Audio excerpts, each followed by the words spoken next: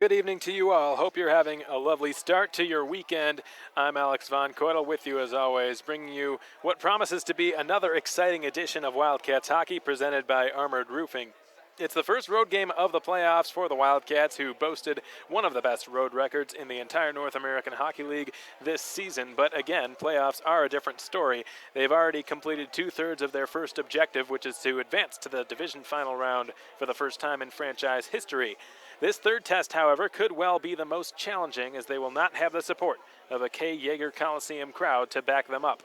The Jackalopes have not played a playoff game in this building since April of 2012, in which they were eliminated in 4 games by the Amarillo Bulls. Hoping for cheerier memories this time around with their backs against the wall, you can bet the Jackalopes will give the Wildcats all that they can handle in this one. It is the first elimination game of these playoffs tonight, folks. Can the Wildcats seal the deal, sweep Odessa, and head back home to Wichita Falls to rest and await the winners of the Brahmas Roadrunner Series? Or will the Jackalopes brighten the spirits of their home fans and give them the satisfaction of knowing there will be at least one more game to be played here at this building? We'll find out. Wildcats, Jackalopes, Game 3 just moments away. Stay tuned, everyone.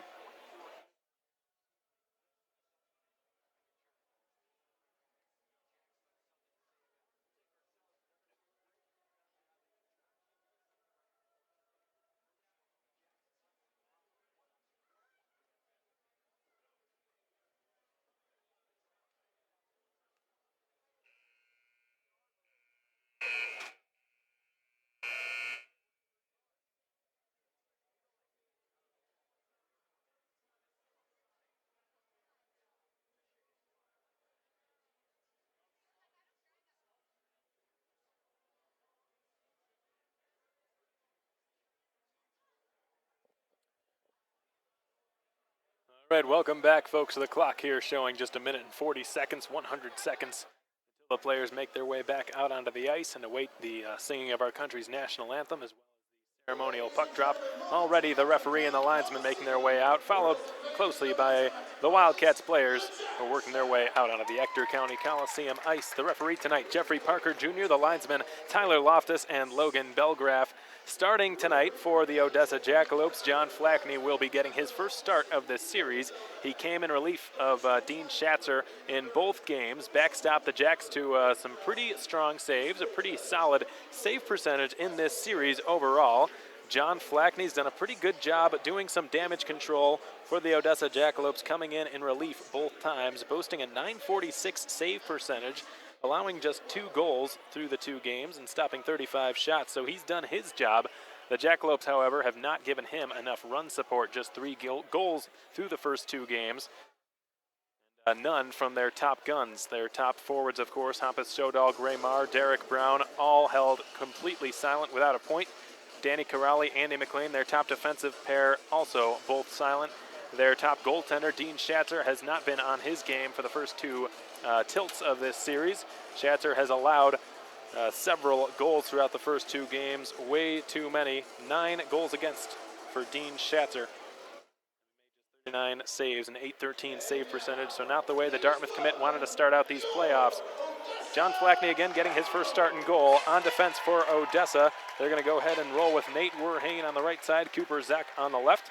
Starting at forward, the big guns, Hampus Shodal's line gets the nod. They've played on a line together virtually all season long. For Greg Gatto and the Jackalopes, they'll be getting the nod again tonight, hoping they can finally ignite a spark in this team, because they will be short-handed. Odessa missing 2 forwards, basically going to be rolling 3 lines tonight. The Jackalopes without the services of Brendan Miller and Connor Wood, both of whom were injured back in Wichita Falls at the KYC.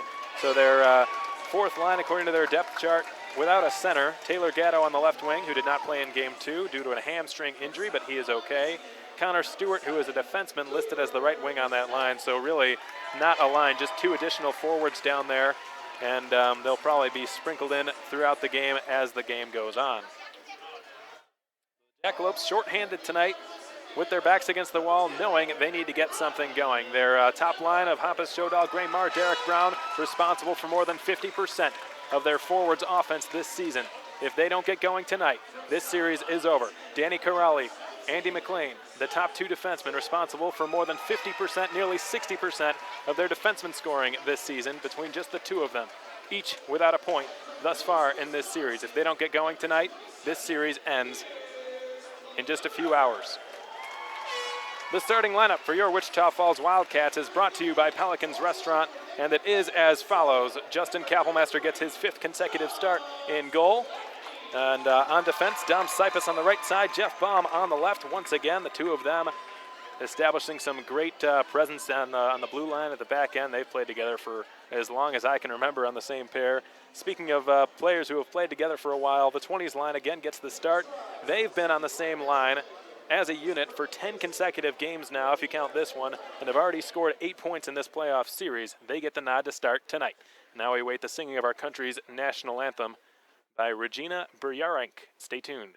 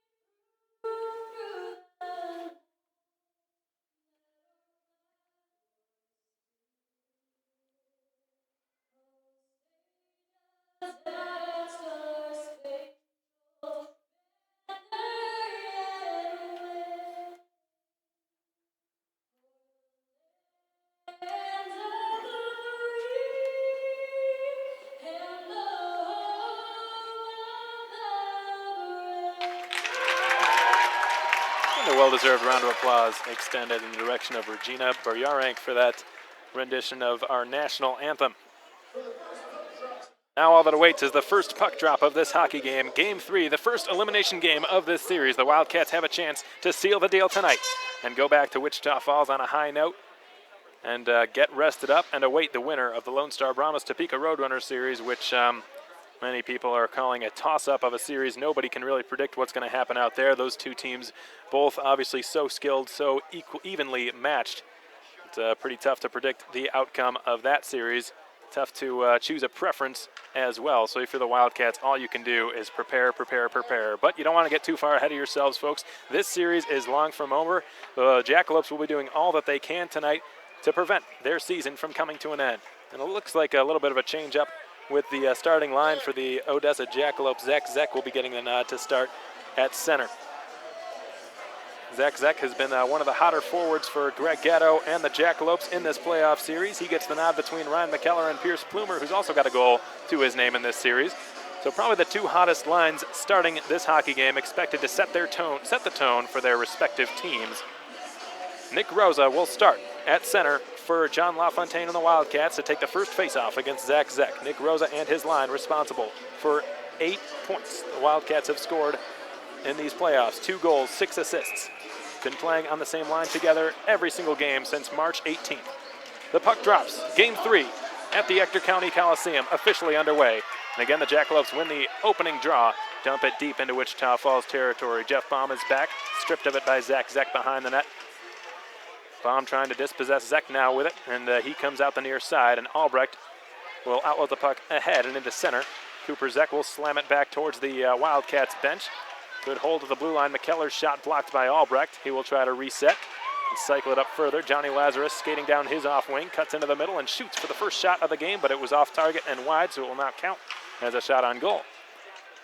And the first period of Wildcats hockey is brought to you by American Classifieds. As always, folks, if you'd like a shout out at any point throughout this playoff hockey game, go ahead and send the Wildcats Twitter page a message or send me a text message, and I'd be more than happy to give you a shout out before this game comes to its end. You know, we got a lot of folks here from Wichita Falls tonight enjoying the game over in Section R, and the first whistle of this game is blown. It will be an icing against the Wildcats. 58 seconds in, we're scoreless here at the ECC, shotless as well.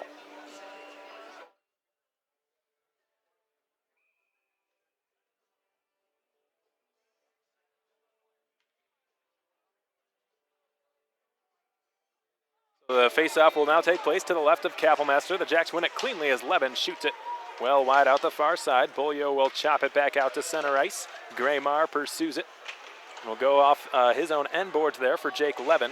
Levin just recently, earlier this week, committed to the Air Force Academy. It was yesterday, to be exact, that it was announced by the North American Hockey League. So congratulations to Jake Levin, defenseman on the Jackalopes, number 3 in the beige uniforms tonight. Will be joining Pierce Plumer and Eric Yeager, 2 future Air Force cadets. Wildcats complete a fire wagon line change. Five fresh bodies out on the ice for Wichita Falls. Brandon Tucker shoots it in and out of the glove of Dom Sipus. The last time the Cats were in this building, Brandon Tucker had 2 goals, and one of which was a 100-foot shot from center ice near the Jackalopes logo that somehow trickled into the net. Very fortunate bounce for him, but that was the game winner, and that is what would seal the deal for the Jacks' first sweep of the Wildcats and only sweep this season. As Yeager backhands one off the crossbar, and it goes just wide. My goodness, was that close. Yeager nearly had his second playoff goal. Gilraith slapped it towards Dillinger at the left circle. It missed his stick. And Hines jumped up a good couple of feet in the air to keep that puck alive, sets up Litviak, hobbled over his stick, and Litviak again shoots it off the blocker, loose and batted away by Flackney, collected by Hines. Hines now for Dillinger.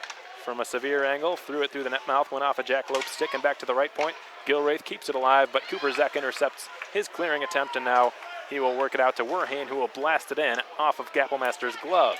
We're 2.5 minutes deep into this hockey game. Just one shot. It belongs to the Cats. We're scoreless here at the ECC. Alex Von Coda with you as always, thanking you for joining us here on this rockin' Friday night in Odessa, Texas. The Wildcats with a chance to sweep the Odessa Jackalopes and end their 13-year South Division Finals appearance drought. They have never once made it that far into the postseason. Here comes Derek Brown slicing through the Cats' defense, trying to go wide on Jake Dalton, who bodies him up down there near the far corner and behind the Wildcats' net. The 3-on-2 puck battle favoring the Cats, and hence they end up with it. Adam Goodsir, outlet to the head, to the left side, it's Ryan Burnett.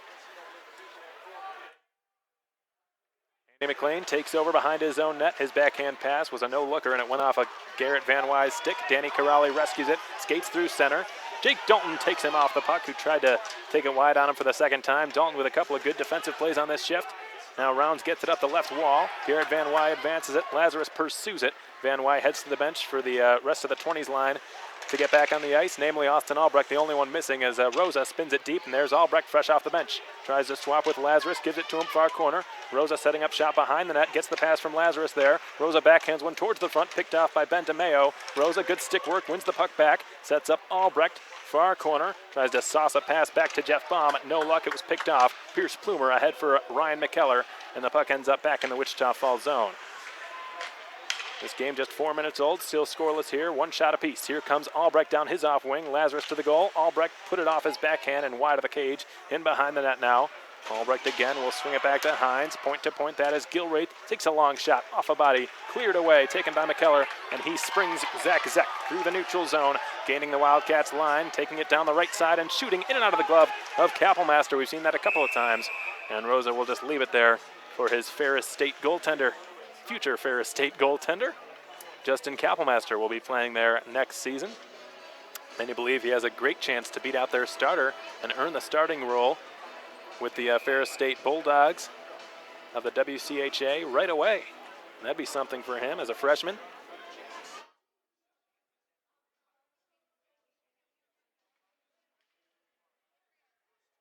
Shout out to Howard Royer and the Royer family watching every minute on fasthockey.com. Back home from Wichita Falls. Heard they would have been here. They just couldn't find a dog sitter.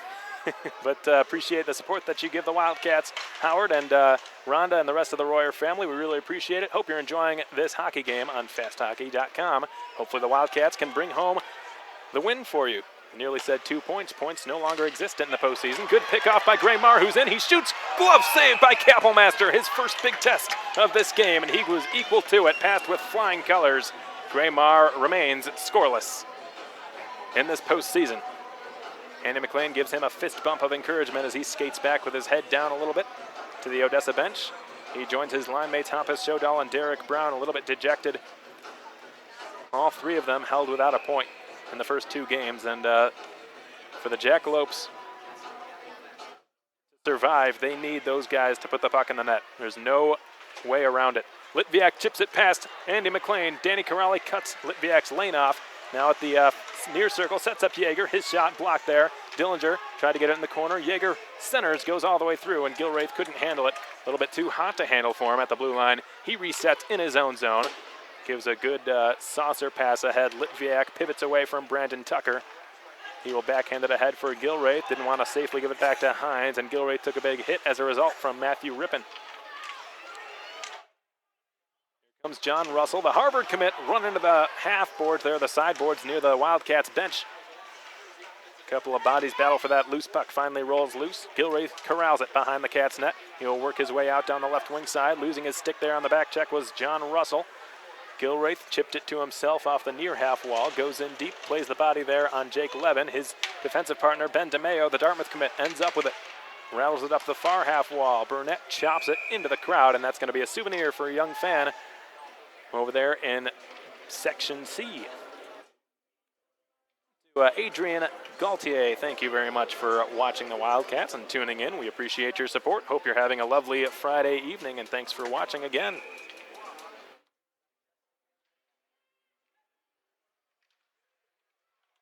Jacks win the neutral zone draw.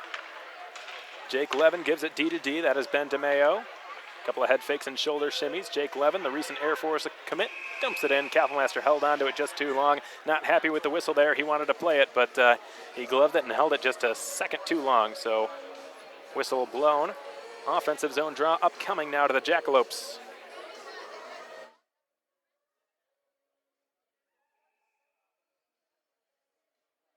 Connor Stewart is going to be taking a face-off here. Very rare scenario for him. It's not won cleanly by either side. The Wildcats chop it out. Stewart, typically a defenseman, wears a defenseman's number as well, number 5. Typically defensemen wear lower numbers. But, of course, with all the injuries to their forwards, Greg Gatto has put him on a forward line, or not really on any one line. He'll be probably scattered throughout the lineup tonight, as will Taylor Gatto, the head coach's son. With Jake Levin committed now, 4 of the 6 Jackalopes defensemen on the ice tonight are already committed to Division I programs. They've done a pretty good job. Outlet pass finds Albrecht in behind the defense. He's in, he shoots, stopped by Flackney.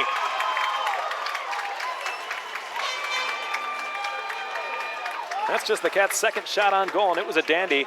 Flackney with a heck of a save on the Wildcats' leading scorer in the regular season, and tied for the leading scorer in the postseason. He's got 4 already.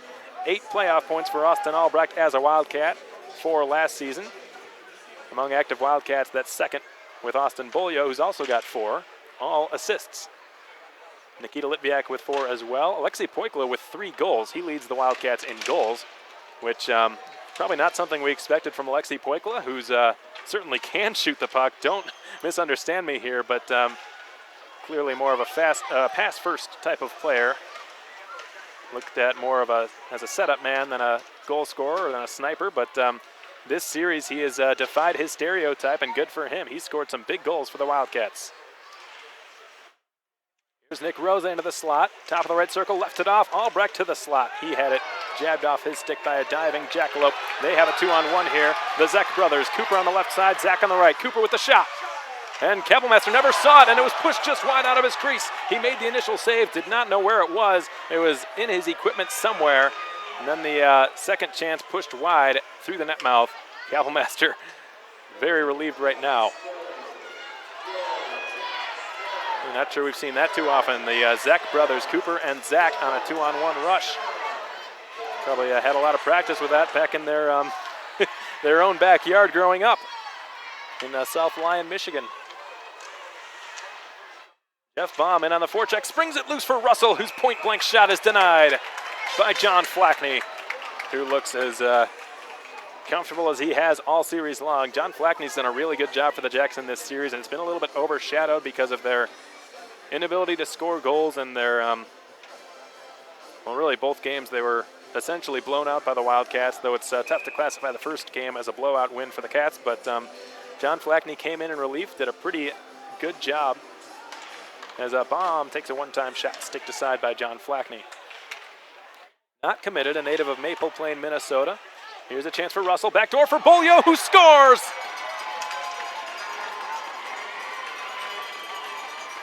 Austin Bolio from the right circle opens the scoring for the Wildcats. Just 8.5 minutes in, and it's 1-0, Wichita Falls.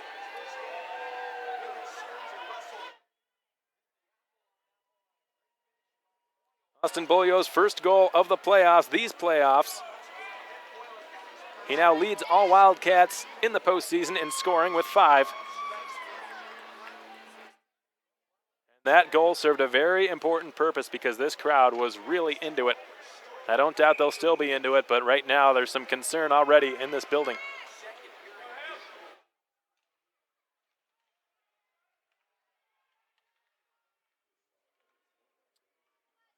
To Jim Jeffries tuning in from back home in Wichita Falls, looking for the sweep and another goal. And a great call. Hey, thank you, Jim. Appreciate that. Happy to have you with us here on the broadcast tonight, and we hope you're having a lovely Friday evening, hoping the Wildcats can make it even more so with a win tonight. They're on the right track already with a 1-0 edge over the Jackalopes. 9 minutes into this hockey game as Noah Gilraith backpedaling now in his own zone. Gilraith will spin it. Hampus Shodal on the forecheck. Gilraith eluded Shodal nicely, then jabbed it ahead for Nikita Litviak. Gilraith was the defenseman of the month a couple of times, if I'm not mistaken, with the Point Mallard Ducks. One of their alternate captains, one of the best scoring defensemen last season in the NA3HL. And a tremendous addition to the defensive end of these Wildcats. A tireless workhorse all season long. Goodsir carries across the blue line and fires, and that one stung Werhane, who blocked it. Now Ryan Burnett trying to pivot away from John Russell down there. Goodsir and Burnett finally jar it loose. Goodsir after it to get it. Rippon jabbed it away from him. Burnett sets up Van Wy, whose shot just whistles wide. And it bounces off the corner boards and back out to center for Dalton to play it. And we're now officially halfway through period 1. The Wildcats with a 1-0 lead in this hockey game. 4 shots apiece. Werhane goes behind the net. Cooper Zek had a bounce away from him. Van Wy had his pocket picked by Cooper Zek. Banks it off the near glass, tried to get it out to center. Good keep at the left point. Dom Sipis on his opposite side gets it deep regardless. Van Wy and Burnett wedging away for that puck. Van Wy wins it. John Russell goes down. No penalty called either way. Now Cooper Zek lost it behind the net. Rosa got it out to the circle. Shodal was there. He couldn't clear. Baum kept it on his opposite side. And he and Sipis refusing to switch sides or switch points in this situation, and it's paid off. Lazarus, right circle. He's got Albrecht open, finds him. Diving play made by Cooper Zek, broke it up, and the Jackalopes will work it back out to center. Shodal beaten to it by Baum, who carries it right back across the Jackalopes line, leaves it for Lazarus with a shot. Punched away by Flackney with another big blocker save. Lazarus circles into the slot, fires again, tipped on goal. Right pad save Flackney, and a quick whistle blows this play dead.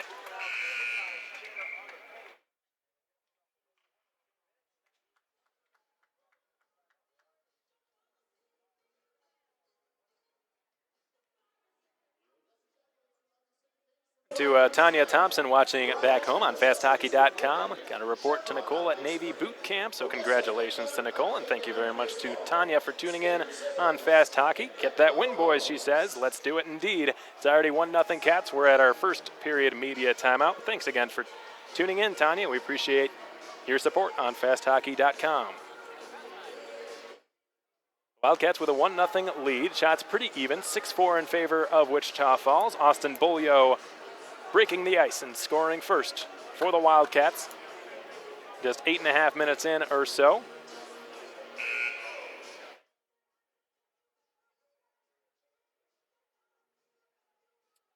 Again, leading all Wildcats in scoring in these playoffs with 5. He had 4 assists going into this game. Held without a goal, surprisingly.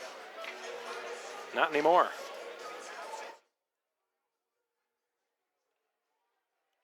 Adam Goodsir, surprisingly, without a point through the first 2 games. He's played well, don't get me wrong. He's had some great chances and had one of the best moves I've seen at this level against Derek Brown hustling back. Just did not pay off. Here's Andy McLean, winding and slapping it to his D partner, Danny Corrali, whose shot tipped off the side of the net, and Kapellmeister hangs onto it. Goodsir has just not had one fall for him yet. He led the Wildcats in goals in the regular season with 28. And I'm sure it's just a matter of time. 8:44 to go in period one. 6-5 the shots, 1-0 the score, both in favor of the Cats. The line which scored the lone goal tonight out for Wichita Falls to take a defensive zone draw. The big guns out for Odessa, trying to level the score. And this is interesting. Greg Gatto's got Hampus Shodal playing the wing position now. Perhaps he's trying to send him a message, not happy with his face-off performance, but Graymar lost that one. We'll see how long he sticks with that strategy. Rourke Russell playing it forward tonight again, folks. The third time this season he is doing that. Andre Paisan nursing a very minor shoulder injury. He's expected to be back in the lineup very soon. If not tomorrow, well, if tomorrow is necessary, then he's expected to be a game-time decision for tomorrow night's game, and the Jackalopes have just iced the puck.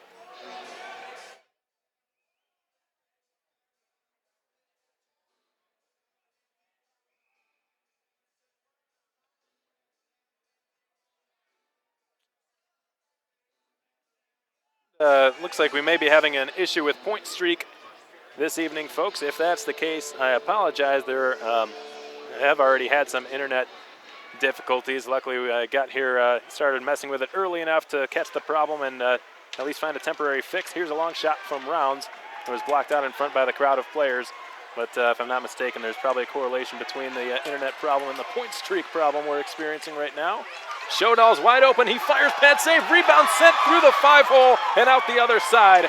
Boy, that was close, and the frustration continues to mount for Hampus Shodal, the third best scorer in the entire North American Hockey League.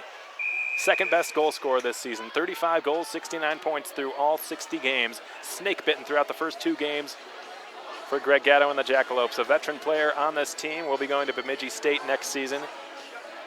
A tremendous athlete and a tremendous human being from what I've been told. Never had the privilege of meeting him, but he's a great guy off the ice. Good leader, and he has just not been able to get the pucks to fall. Tough on Hampus Shodal, but here comes Plumer with a shot blocked by Dom Sipis, and it goes off the mesh behind the goal and out of play.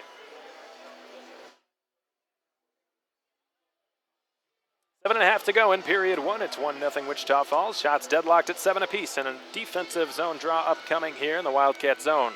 Eric Yeager will take it.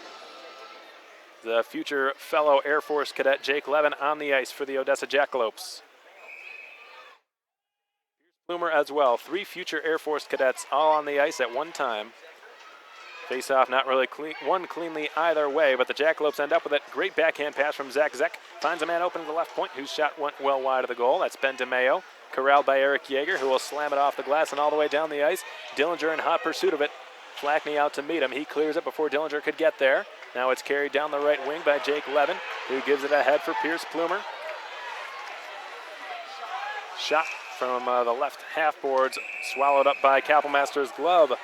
Pierce Plumer, a pretty intimidating player to go one-on-one against, standing at 6'4", 210 pounds, native of Phillips, Wisconsin. Has a goal in this series in early '96, born in early January '96. Has not been able to find the net since the first period of game one. And as a matter of fact, none of the Jackalopes have. They've been held scoreless now for over 100 minutes of play. Cooper Zek has it at the left point, unloads from there. Ricocheted on goal. Kapellmeister squatted and made a tough save. Goodsir did a little toe drag in his own zone. Looked natural to him. Now Burnett gloves it down, has some room. Burnett fires, pad save. Flackney. Burnett behind the goal now. It's Garrett Van Wy there setting up shop. He's pinned up by John Russell. Adam Goodsir emerges with it. Back to Hines at the point. He unloads from there, and it went just wide out the left post. Goodsir plays it deep, bounces on Van Wy, collects it, he settles it down and dusts it off, and centers for Goodsir with a point-blank shot, stopped by Flackney, who covers it up amidst the maze of bodies out there, and a pretty quick whistle again by Jeffrey Parker Jr. blows the play dead with 6.5 to go in period one. Again, Alex Von Coydel with you as always, hoping you're having a wonderful Friday night, folks, and thanking you for joining us on FastHockey.com and on YouTube tonight. Looks like we've got a pretty good audience out there. Happy to have you with us. Got some fans again from Wichita Falls who made the 4.5-hour drive or so out to Ector County here to watch their Wildcats perhaps make history again this season, which has happened already on innumerable occasions in which they've made history this year. Could be another one, never gets old. Again, if the Cats win this game, they advance to the South Division Finals. They've never done that in their 13-year history. As Rosa turns one towards the net, steered aside and into the corner. Danny Corrali advanced it. Graymar gets after it. He's going to pick it up with some time and space over the Wildcats line. Shoots a weak shot well wide of the goal. Derek Brown is there, far corner. The Niagara commit pinned up by the former Point Mallard Duck. Noah Gilraith, good keep left point. Showdahl gave it away to Lazarus. Outlets it again. Albrecht trying to split the D. He will drop it off for the trailer. And Rosa, who fanned on the first shot. Backhand shot, save, rebound, score! Austin Albrecht! And it's 2-0 Cats.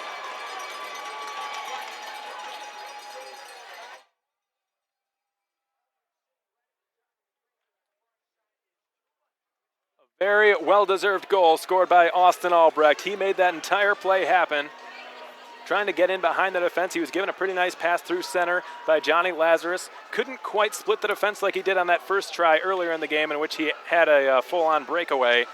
That wasn't quite a breakaway, and Albrecht fully understanding that, so he pivoted away, found the trailer, who was Nick Rosa, who was completely uncontested because both Jackalopes on the ice, their top defensemen, Andy McLean, Danny Corrali, both mesmerized by the speed of Austin Albrecht, who just created all kinds of space for Nick Rosa. His shot denied by the pad of Flackney. The rebound bounced right to Austin Albrecht. A fortunate bounce, but a well-deserved bounce for Austin Albrecht. He's got his 5th point of these Robertson Cup playoffs, and he doubles the Wildcats' lead. It's 2-0. Cats work it through center.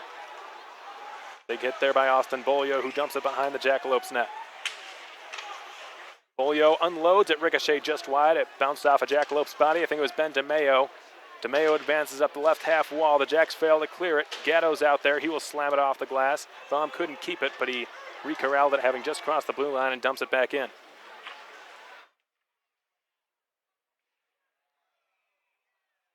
Get some pushing and shoving now near the half boards. Jeff Baum is right in the middle of things down there, and a tripping penalty will be called, it looks like, against Odessa.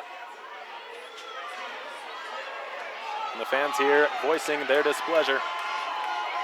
Taylor Gatto's going to have a seat. Head coach Greg Gatto's son.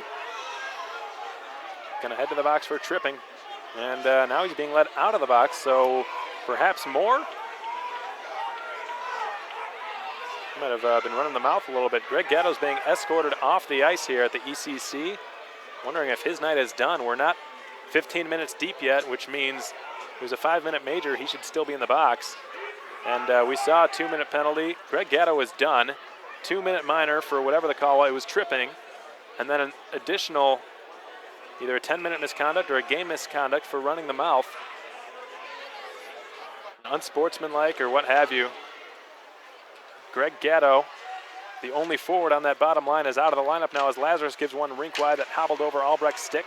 The Wildcats' power play has been absolutely lethal in these playoffs. Their first opportunity of the night, brought to you by Jim Arnold Collision Repairs on Beverly and Old Seymour Highway. Jim Arnold Collision Repairs, small enough to appreciate, yet large enough to accommodate. Gilraith goes back to play it behind his own net.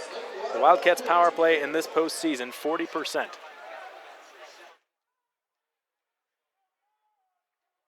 It's a small sample size that is still very impressive. At game 1, they were 3 for 3. Didn't miss a beat. Every single power play, they scored a goal. It's like automatic. They were like machines out there. Lazarus couldn't advance it to Litviak. Good stick by Zach. Zach holds it at the right point, finds the trailer there, fresh off the bench for Brown, whose bullet fought off by the chest of Kappelmaster. Now in the corner, Brown is outnumbered 3-1, sells a penalty nicely, and it will go against Wichita Falls. Brown is down there in the corner. Boy, this place is really animated, folks. Hearing all kinds of language that I can't repeat. And Brown is skating towards the Odessa bench. I think he's okay. And this will be head contact against Noah Gilraith on Derek Brown. So we go to the 4-on-4 again.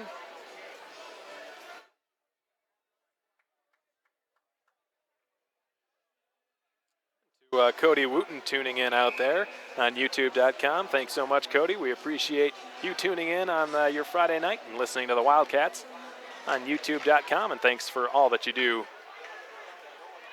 for the Wildcats. Michael Rounds advances it hotly off the stick of Goodser. It bounces towards the crease, and then McLean batted it away. And the Jacks end up with it. Here comes Ryan McKellar flying down the right wing in the neutral zone. Pushed away from him and Danny Corrali there by Garrett Van Wy. McLean regathers it in his own zone. He will spin away from Goodser on the forecheck. Got another half a minute of this 4-on-4 here. Corrali picks it up from behind him and then springs Ryan McKellar, who one hands it past one check and Jake Dalton, but the second, Michael Rounds got back to it. Puck flutters back out to center once more. Jake Levin will work it back into the attacking zone. An offside call is blown against Odessa. 3.5 to go in period one. It's 2-0 Wichita Falls. The Austins coming up big. Bolio and Albrecht each scoring a goal in this game.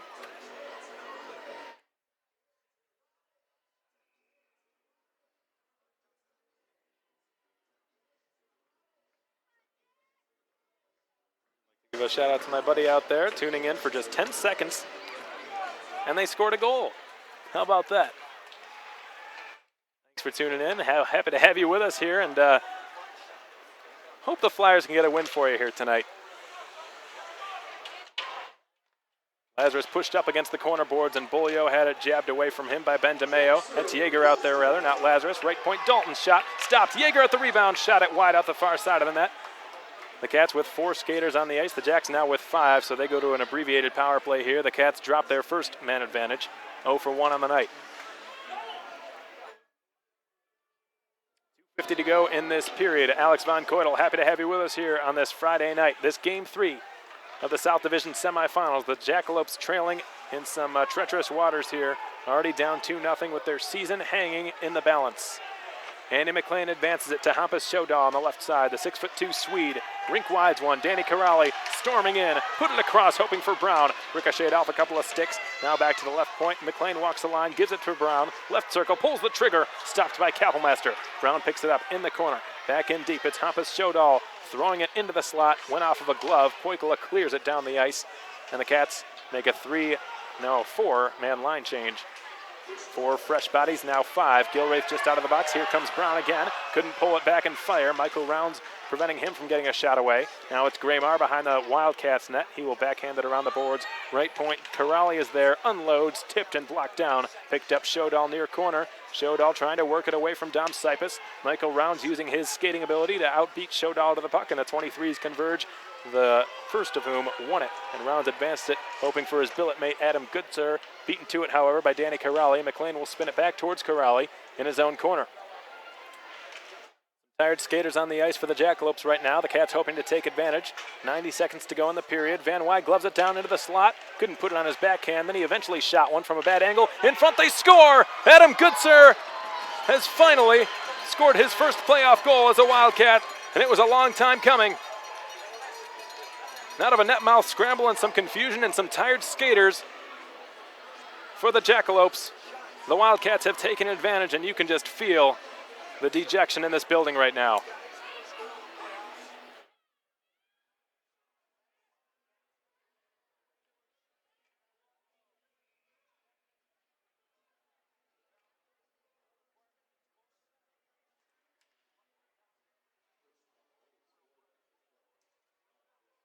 And McKellar steals it and shoots a weak shot on Kappelmaster, who McKellar stole it from Brown. Kappelmaster made a pretty routine stop as Albrecht hooks it towards the net. Flackney makes the save.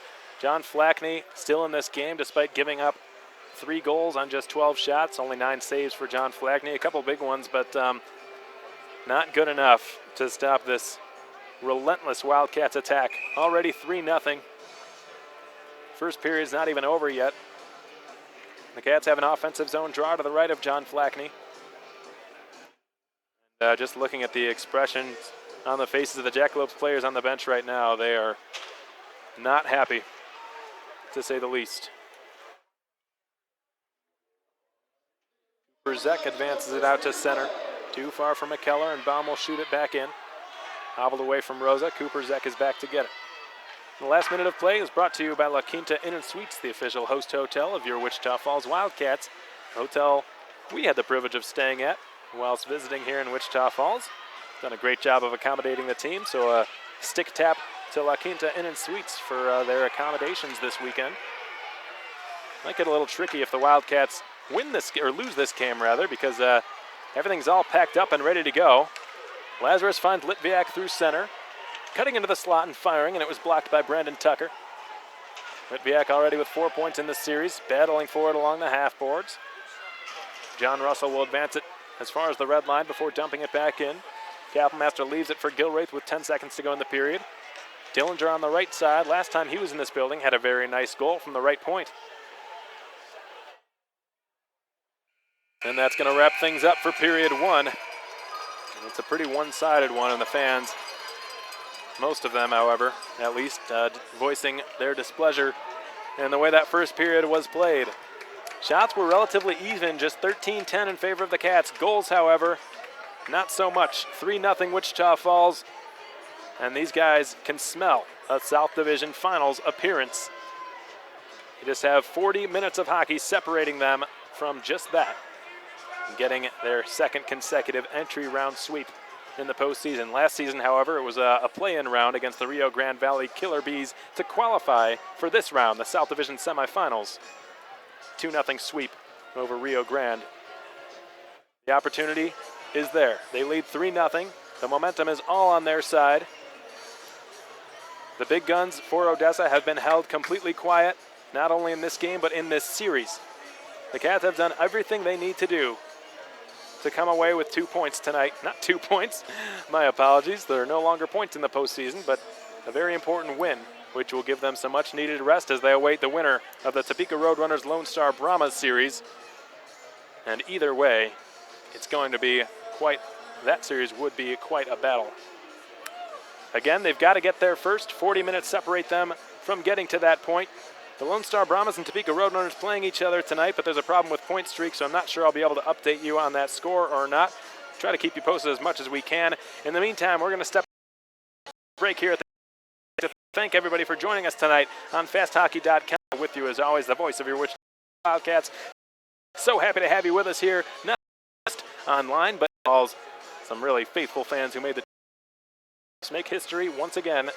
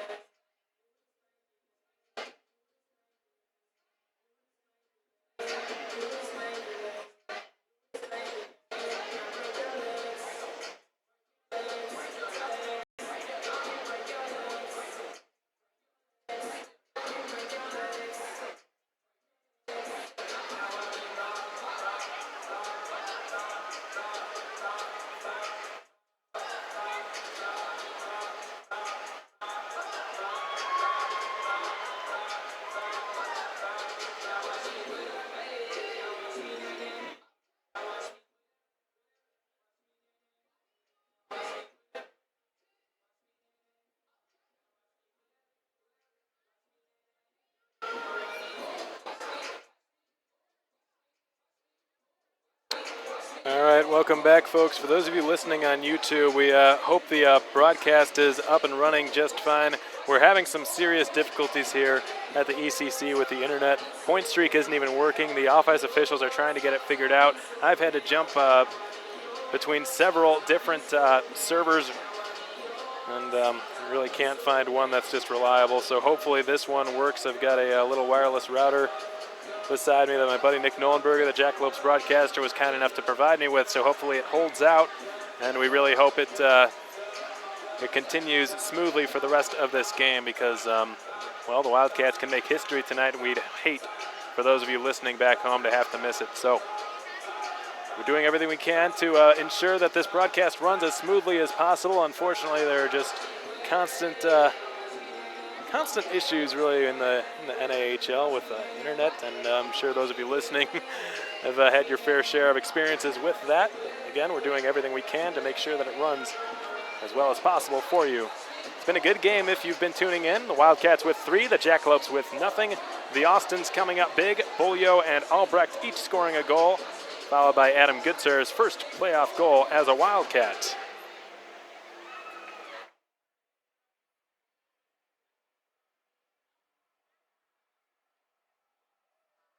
Excuse me for a moment, folks.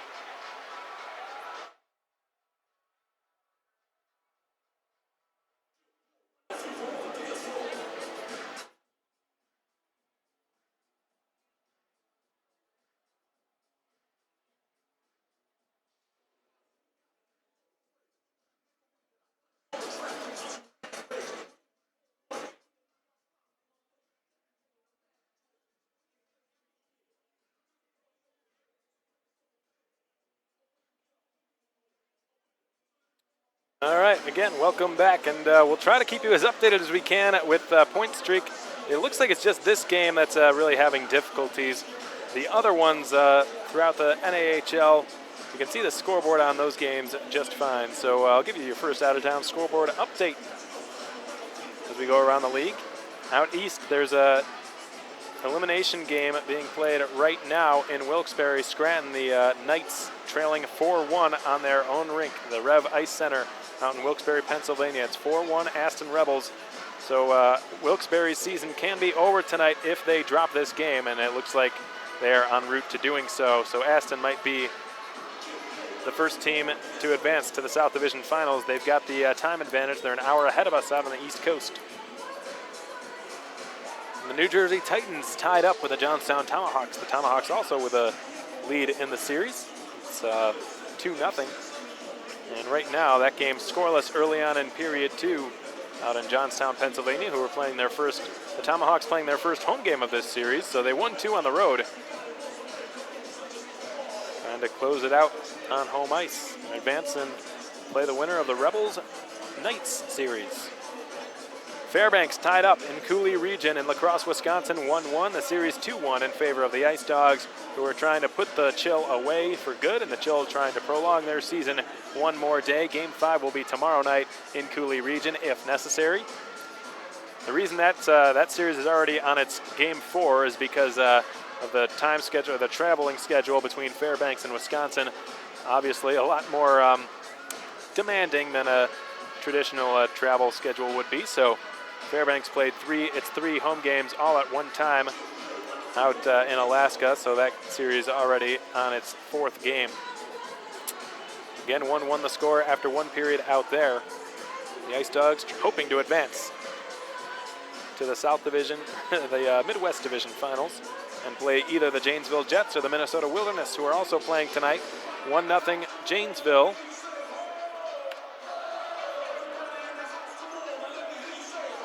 Through about half a period of play.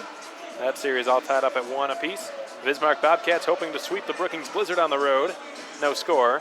The Topeka Roadrunners leading the Lone Star Brahmas by a score of 2-0, so I'm not sure if that's good news or bad news for you Wildcats fans listening out there. But the Brahmas in some trouble, it looks like, on the road. They have struggled a little bit at the Landon Arena up there in Topeka this season, and they actually got their first loss of the season up there in Topeka, and right now it's 2-0 Roadrunners.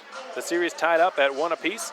The Runners got a huge win last Saturday night at the Nitech Center by scoring an overtime goal in a very tight game and ended 2-1 in favor of Topeka. Quinn Preston, Yuhiko Saka, each with goals for the Runners. Best of luck to my buddies Archacker, Nick Merrick, the broadcasters for those respective teams up there. I'm sure they're doing a tremendous job covering those games. And last but not least, the Minot Minotauros in Austin taking on the Bruins. That game all tied up at 1 goal apiece. Former Wildcat Max Reisinger playing a big part in the Minot Minotauros season. It looks like they just came back and came up and scored another goal, so they lead 2-1 in that game. Reisinger, however, has been held off the score sheet. He does have 3 shots tied for the lead in the game.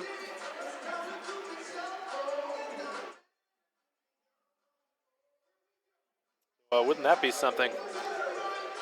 The potential of meeting up with Max Reisinger in the postseason. Just the thought of that prospect's got to be exciting for Wildcats fans who have seen Max Reisinger play in Wichita Falls for a couple of years before he was traded. 2.5 years as a Wildcat. Of course, we wish him the best of luck in his future hockey endeavors. Meanwhile, back at the ECC, we are having some internet problems, but the Wildcats are having no problems of their own. They lead 3-0. A couple of veterans and the team's leading goal scorer in the regular season, Adam Goodsir, and the Austins Albrecht and Bolio, each coming up big for the Wildcats. But their big guns, their best players, are being their best players, and that is what you need for postseason success. That is why the Jackalopes find themselves trailing right now in the series 2-0, in this game 3-0. Their best players, Hampus Shodal, Graymar, Derek Brown, while they have been doing some good things out there, they have not been putting the puck in the back of the net, and that's what counts at the end of the day. And until they start doing that, this series just, well, I can't really see the Jackalopes coming back without those guys stepping up. The 3 of them and their big defensemen, Andy McLean, Danny Corrali, those guys responsible for more than half of the Jackalopes' point totals this season. And if they don't have a big period, either now or in the third, then this season is over for the Jackalopes. We're going to take another short break, folks. Just 3 minutes and 10 seconds remain until second period puck drop is underway. Stay with us, everyone.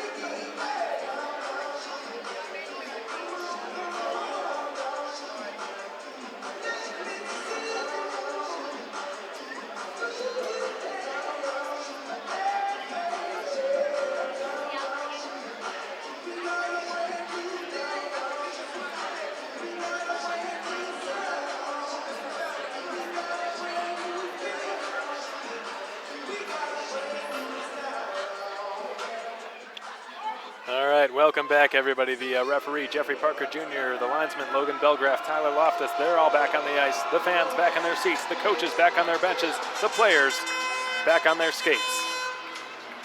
Second period hockey brought to you by American Classifieds, just a minute and 45 seconds away from resuming here.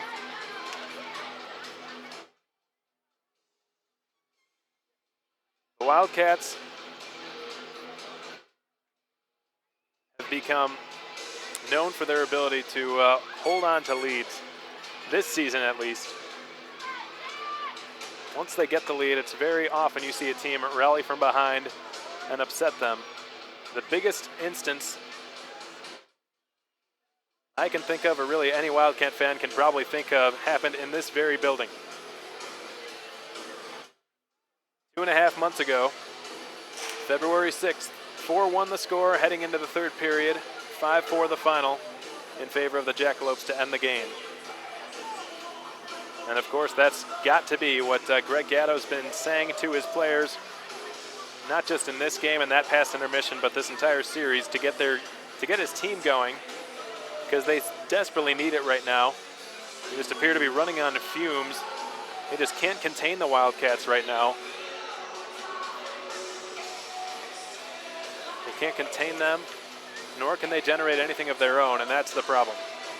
If you're going to play an up-and-down game against the Wildcats like we've seen some teams do this season, i.e. Topeka, then go ahead and do that, but you've got to put the puck in the net. And the Jacks have not found twine since the first period of Game 1. We're now in the second period of Game 3. We've just had nothing going for them offensively. And you can't do that against a team with as much run support as the Wildcats, second in the entire league in goals scored this season. The second period is underway. Early on, Jeff Baum dumps it wide of the net. Andy McLean picks it up and backhands it ahead. Picked off by Rosa. Rosa finds Lazarus in the slot with a shot. Stick save by John Flackney. So an early test in the second period for him, and he was equal to it. Baum finds Lazarus. His shot off the crossbar.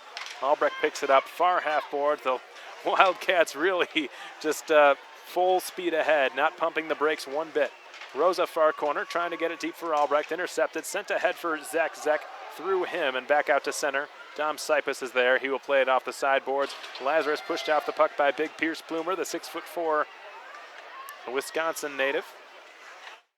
The puck is advanced to the left half boards. Albrecht in his own zone, trying to clear it.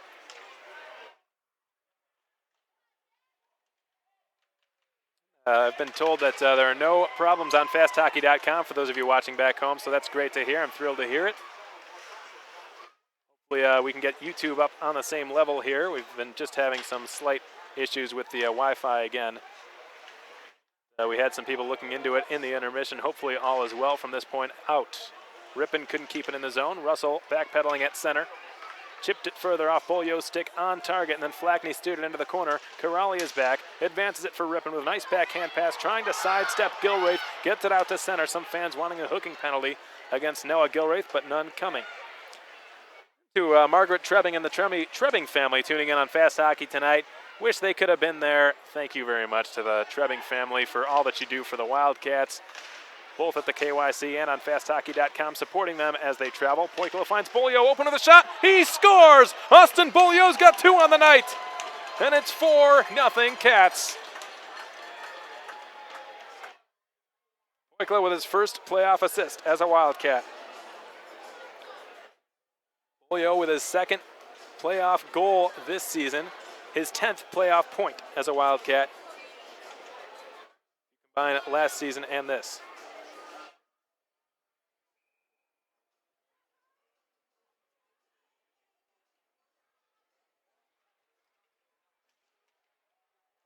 He has been the motor that runs the Wildcats in the playoffs.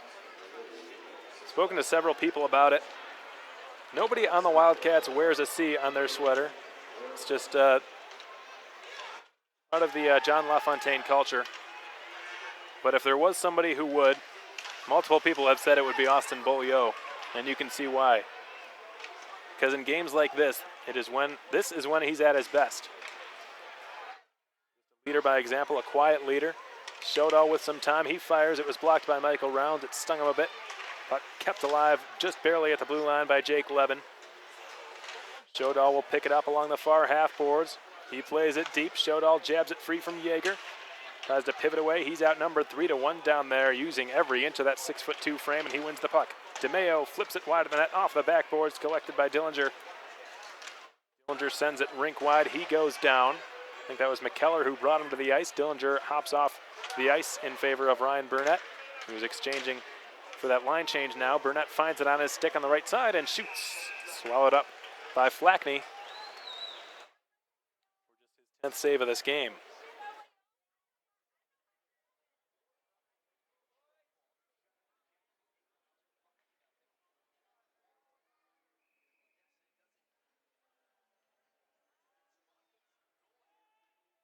An offensive zone drop coming for the Cats. Adam Goodser wins it into the corner.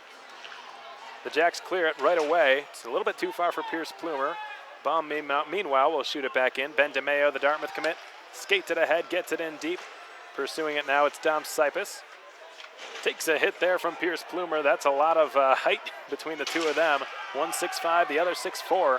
Now Danny Corrali drops it for DeMeo. Looks like there could have been some line jumbling done by Greg Gatto. A desperate move by a desperate coach right now.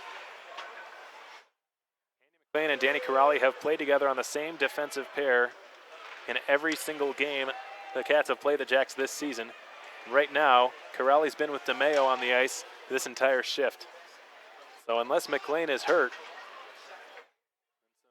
really big changes being made on the Jackalopes bench, and in this situation you can kind of see why.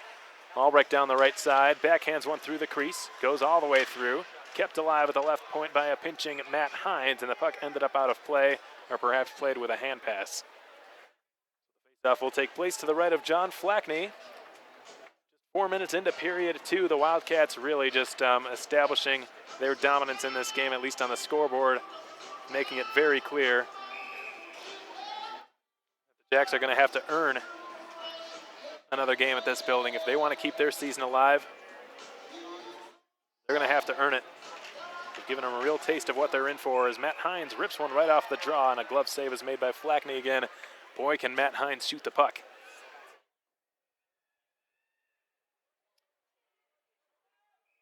The parents of Garrett Van Wy, Greg and Sue, tuning in all the way from Seattle, Washington. Thanks so much, Greg and Sue. We know how much you enjoy watching the Wildcats on fasthockey.com. We're so happy to have you with us here.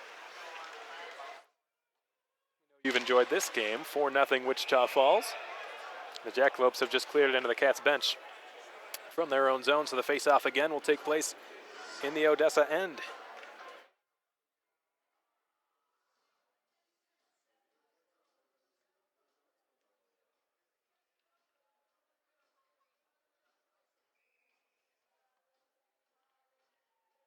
To Jared Blakeman, I see you're a little bit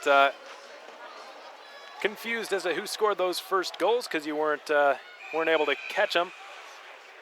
And unfortunately, point streak isn't functioning properly tonight. I'm not 100% sure on who got all the assists. I'll do my best here. I know that both Austins scored the first 2 goals in this game. Austin Bolio with the first, Austin Albrecht with the second, Adam Gutzer with the third.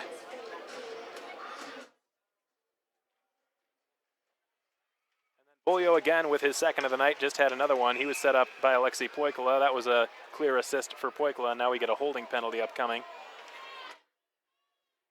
But for that first Bolio goal, I believe Rourke Russell was on the assist. And for Austin Albrecht's goal, I know for a fact that both other components of the 20s line had assists. Nick Rosa, Johnny Lazarus. Gutzer's goal, if I'm not mistaken, Garrett Van Wy and Ryan Burnett had the assists, but that was a bit of a net mouth scramble, kind of tough to tell. Austin Albrecht's going to have a seat, so the Jackalopes will go back to the power play. They've had 1 so far in this game, though it was abbreviated, 0 for 1 on the night. They have struggled against the Wildcats penalty killers, have not yet scored a power play goal. The Cats penalty kill is brought to you by Parkway Grill. A couple of crisp touch passes between Corrali and McLean. Now it's Derek Brown at the top of the left circle. On the edge, sets up Corrali for a slot shot, denied by Kappelmaster. Rebound pushed into the corner. Bolio picks it up and flies down the left wing side. Pivots into the middle. He looks up and then finds Poikula just across the line, right side. He will try to bank it back, and the Cats play a little keep away here. And, it's dumped deep there by Austin Bolio.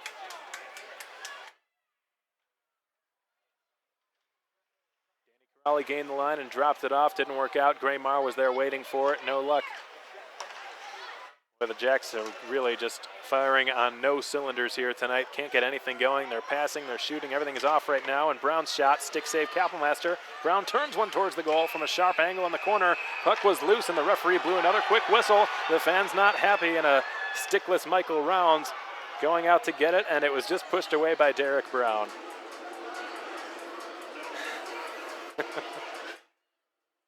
You can really see the frustration on these Jackalopes players. Not feel that whistle should have been blown as quickly as it was. All their big guns stay out there. Greg Gatto taking no chances. They need a goal, and they need one now. Andy McLean from straightaway unloads, stick save Kappelmaster. He didn't see it, but he stopped it. 3 to go on this power play.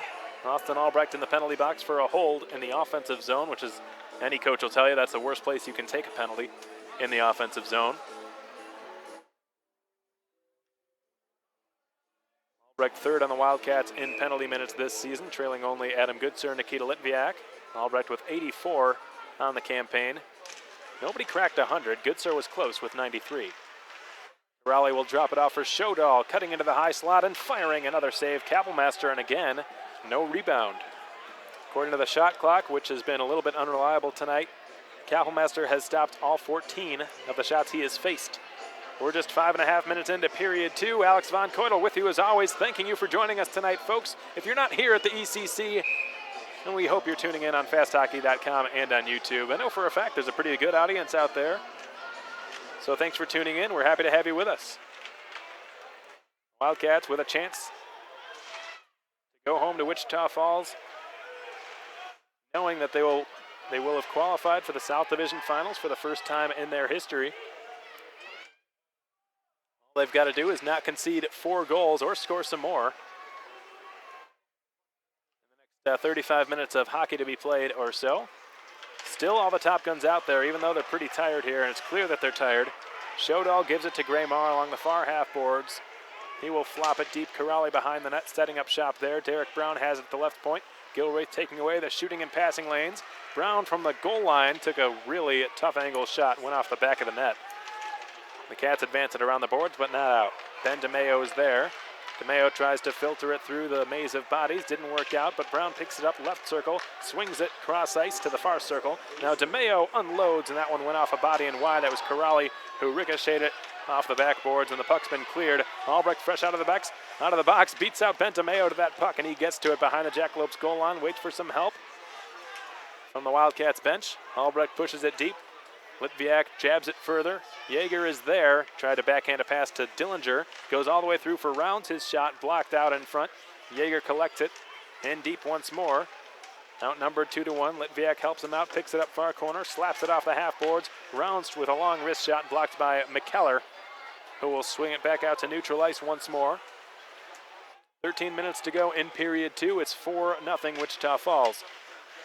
Austin Beaulieu with 2 goals tonight. Albrecht with 1, Goodser with 1. Litviak backhands it to the left point. Rounds is there. He holds on, finds a wide open Dillinger, who just put it off the side of the net. Oh my goodness, that was a wide open net for Trent Dillinger, and he just didn't get all of the one-timer. What a pass by Michael Rounds. Excellent find by Michael Rounds. Here's Pierce Plumer on the left circle. He fires high and off the glass. Dillinger picks it up once more. There's a soft pass ahead for Dalton. Leading the rush as a defenseman. He will try to drop it back to Yeager.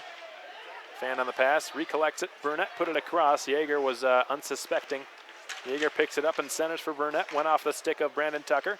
Jarred loose by Van Wy, then bounced every which way. Finally collected by McKellar and hobbled out to center for Plumer.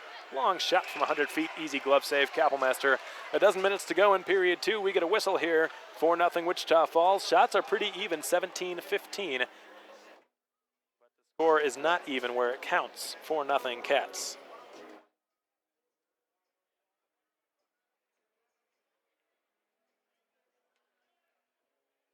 The Jacks do, however, get an offensive zone draw to work with here. Kapelmaster looks to be in some distress. His blocker hand, his stick hand, his right hand, little discomfort he was showing. He took his blocker off and was just looking at his hand there for a second. Looks to be okay. McLean with a long shot, blocked by the first guy, Ryan Burnett. Burnett digging in, he prized the puck loose. Goodser looked like might have gotten a stick high up on Connor Stewart. Bounces into the Cat zone once more after it was lofted there by Nate Werhane. Jeff Baum resets and springs Burnett down the left wing side. Burnett backhands it deep behind the Jackalopes net. Lackney lets it go. Werhane failed to clear it on the first attempt. Did not fail on the second. Cypus is back regrouping. Goodser hauls it down the ice. And again, the Jackalopes clear. This one will go the length for an easy icing call against Odessa.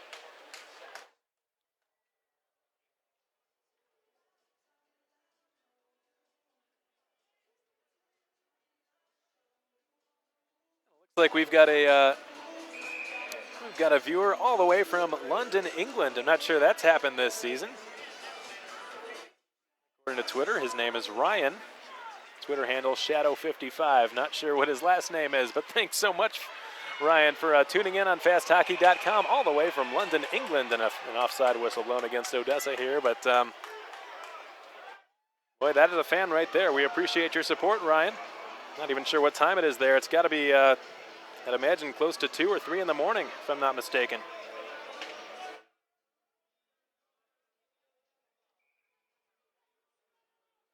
That is Bob and Deb Welch. My apologies to the Welches and Susan, watching from Lake Arrowhead. Graymar with a shot that goes wide out the far side. Gilraith gave it D to D. It went between Hines' stick and his skates. Puck's just been cleared down the ice. Will this be icing? No, courtesy of Johnny Lazarus with a good hustle there. Meets up with Ben DeMeo. Derek Brown, the future Purple Eagle, Niagara University, a Division I college hockey program. Nick Farmer's there right now. Here's Gilraith right circle with a shot. Swallowed up by John Flackney. Nick Farmer, one of the better scorers for the Wildcats over the last couple of seasons.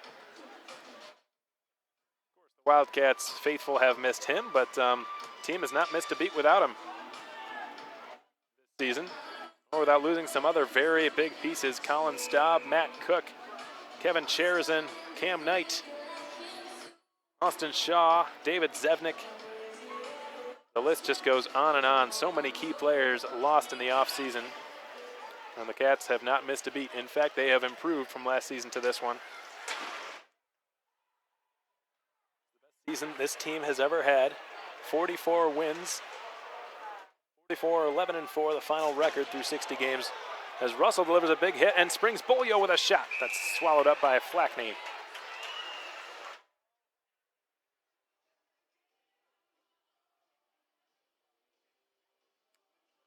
The first time that the Wildcats won every single head-to-head matchup they possibly could have. In the South Division, they've got the tiebreaker. They had the tiebreaker against every team.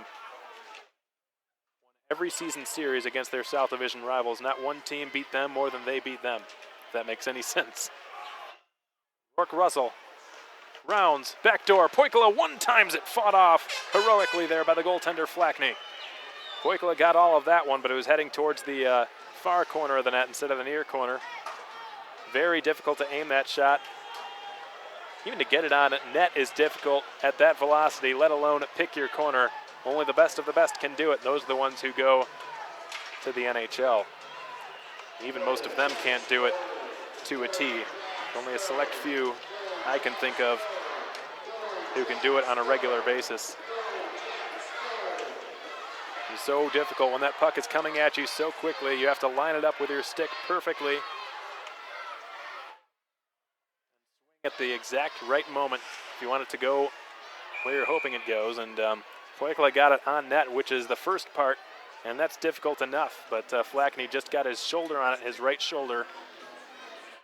Diving save made by him, and he keeps his team somewhat within striking distance here in this game. But we're halfway through regulation time, folks. We're past halfway through, and the Jacks have not had much going. They're still scoreless. Bomb unloads right off the draw, and it goes high and off the backboards there.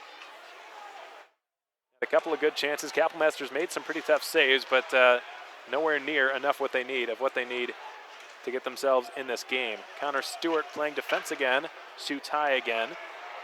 Picked up left point, Werhane. Goes around the end boards. John Russell back to get it, far corner. Cycles it there for Brandon Tucker, who had to accelerate, but he got to it. Yeager took away the lane for Russell. Good defensive play made by Yeager. Now in the offensive zone, shot from a severe angle, and a stick save is made again by Flackney.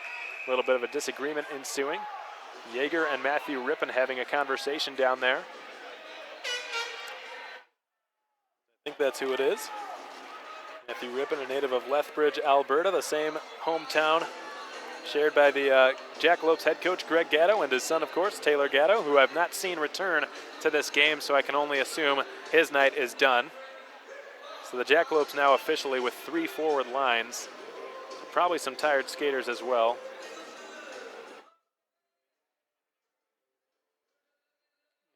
told that it's 2 a.m. or 2:18 to be exact in London. Thank you very much, Ryan, for tuning in. We appreciate that. That is some true fanhood right there. Watching your team at 2 in the morning on fasthockey.com. So happy to have you with us, Ryan. And again, thank you for joining us. 8.5 to go in period 2. 22-16 the shots, 4-0 the score. Both favor the Cats. Shodal finds DeMeo, his long shot just off target. Marr from the side of the net, trying to stuff it in. Chest save, Kapellmaster, 17 for 17. And again, he is on his game tonight. Coming off a shutout in the last game in which these two teams met. His first playoff shutout as a Wildcat. Now we go to our second period media timeout.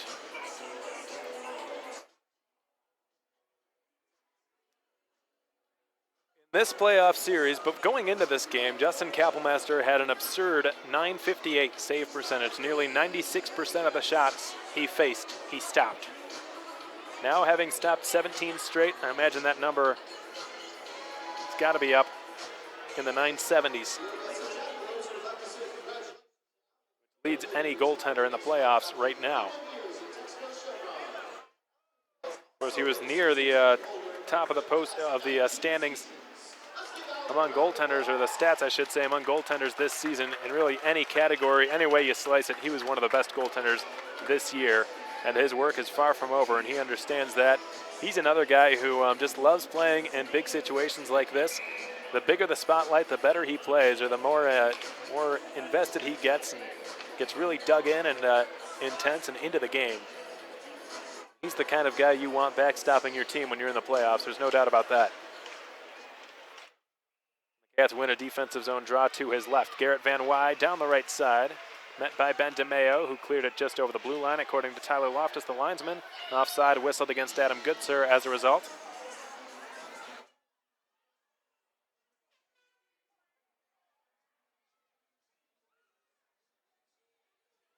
Kapellmaster set a franchise record with 33 regular season wins heading into this postseason.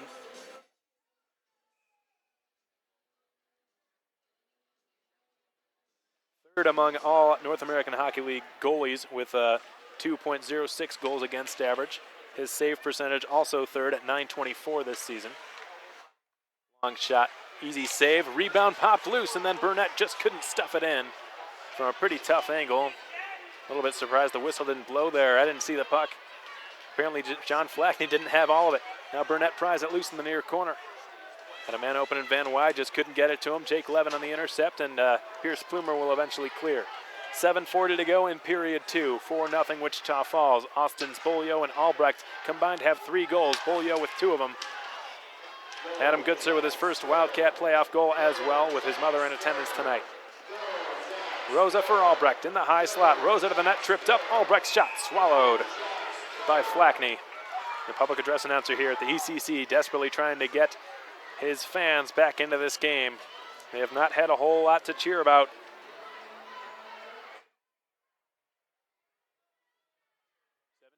Excuse me, 7:24 to go in the second.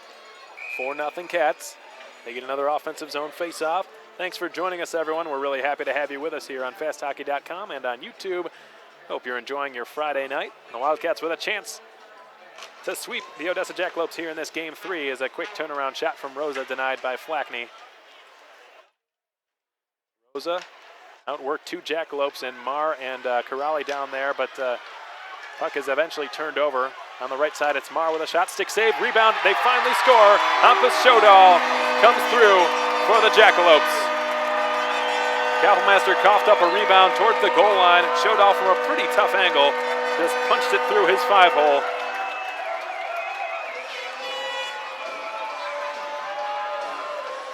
And the postseason goalless drought for Hampus Shodal, the Jacks' best player, finally comes to an end. And that's got to feel good for him to get the monkey off his back. Now, Wildcats fans, better hold on to your seats, because the guy like Shodal, that's just exactly what he needed for the floodgates to open. Frustration was clearly mounting, especially with that line. And Greg Gatto says, I'm not wasting any time, get back out on the ice. And their big guns already ready to take the next face-off. Shodal, Marr, Brown, Corrali, and McLean.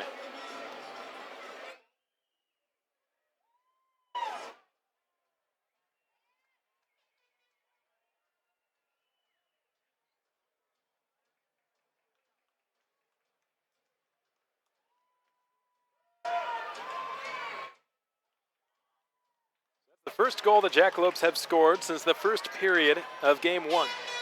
The first goal Hampus Shodal has scored in the playoffs since last year. And I guess Greg Gatto has a change of heart. He takes Shodal's line off the ice, replaces them with Zach Zek's line.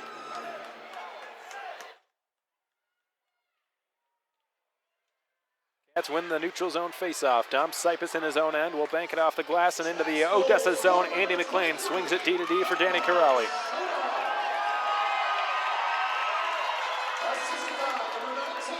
Boykla pursues it behind the Wildcats net. Advances it for Rourke Russell. The defenseman turned forward tonight. Couldn't clear. McKellar all up in his wheelhouse. Now Jeff Baum. Cycle it back in behind his own net. Advances it to the right wing. Austin Beaulieu carries through center. Returns it for Baum with some speed across the line with a shot. Swallowed up again by Flackney. The last time Jeff Baum found twine, it ripped through it. First time I've ever seen a player shoot the puck so hard that it went through the net. Jeff Baum's shot was actually recorded in a skills competition along with a lot of other of the Wildcats players. The fastest skater, best hands, hardest shot, you name it. If the NHL did it at their All-Star games, then the Wildcats did it as well. And nobody was even really close to catching Jeff Baum and the velocity at which he shoots those pucks. 89 miles an hour. Connor Stewart bodied off and down goes Rounds. That was a pretty hefty looking collision. He appears to be all right, but the fans loving it here. Connor Stewart banks it behind the Wildcats net. Matthew Rippon coming off the boards, looks for somewhere to go. The Jacks buzzing for their second goal. Connor Stewart banks it deep once more. Brandon Tucker sealed off by Dillinger. Kept alive. Rippon turns one on goal. Kappelmaster made the save. To Mike and Leslie Rounds watching tonight from Mount Pleasant, Michigan. Hopefully that last hit on Michael Rounds didn't scare you too much. Don't worry, he's all right. Thanks for joining us on FastHockey.com tonight, Mike and Leslie. As always, we're so happy to have you with us here on this Friday night.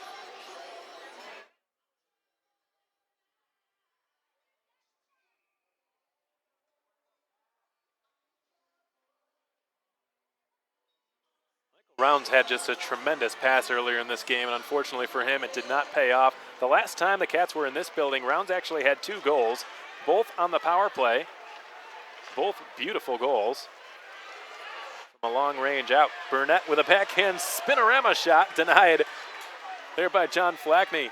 Boy, for those Blackhawks fans out there, that was a pretty Savardian right there. A little bit past savoir-faire, but that was a nice looking shot by Ryan Burnett. Throws it out in front. It was picked off by Graymar.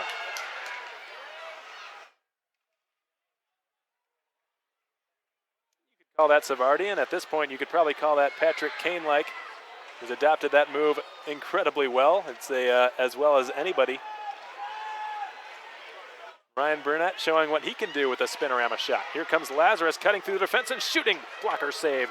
Just getting a piece of it there was Flackney. Nick Rosa did well to keep it alive. Sets up Lazarus. Backdoor for Albrecht, and he scores! The 20s line at its finest. And the Cats respond, and it's 5-1.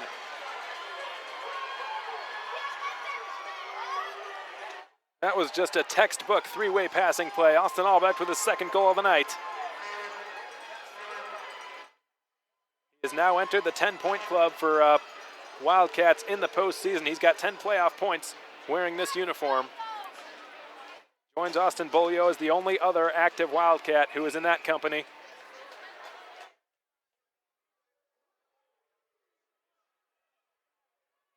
this audience, which was raucous just moments ago, has again fallen silent.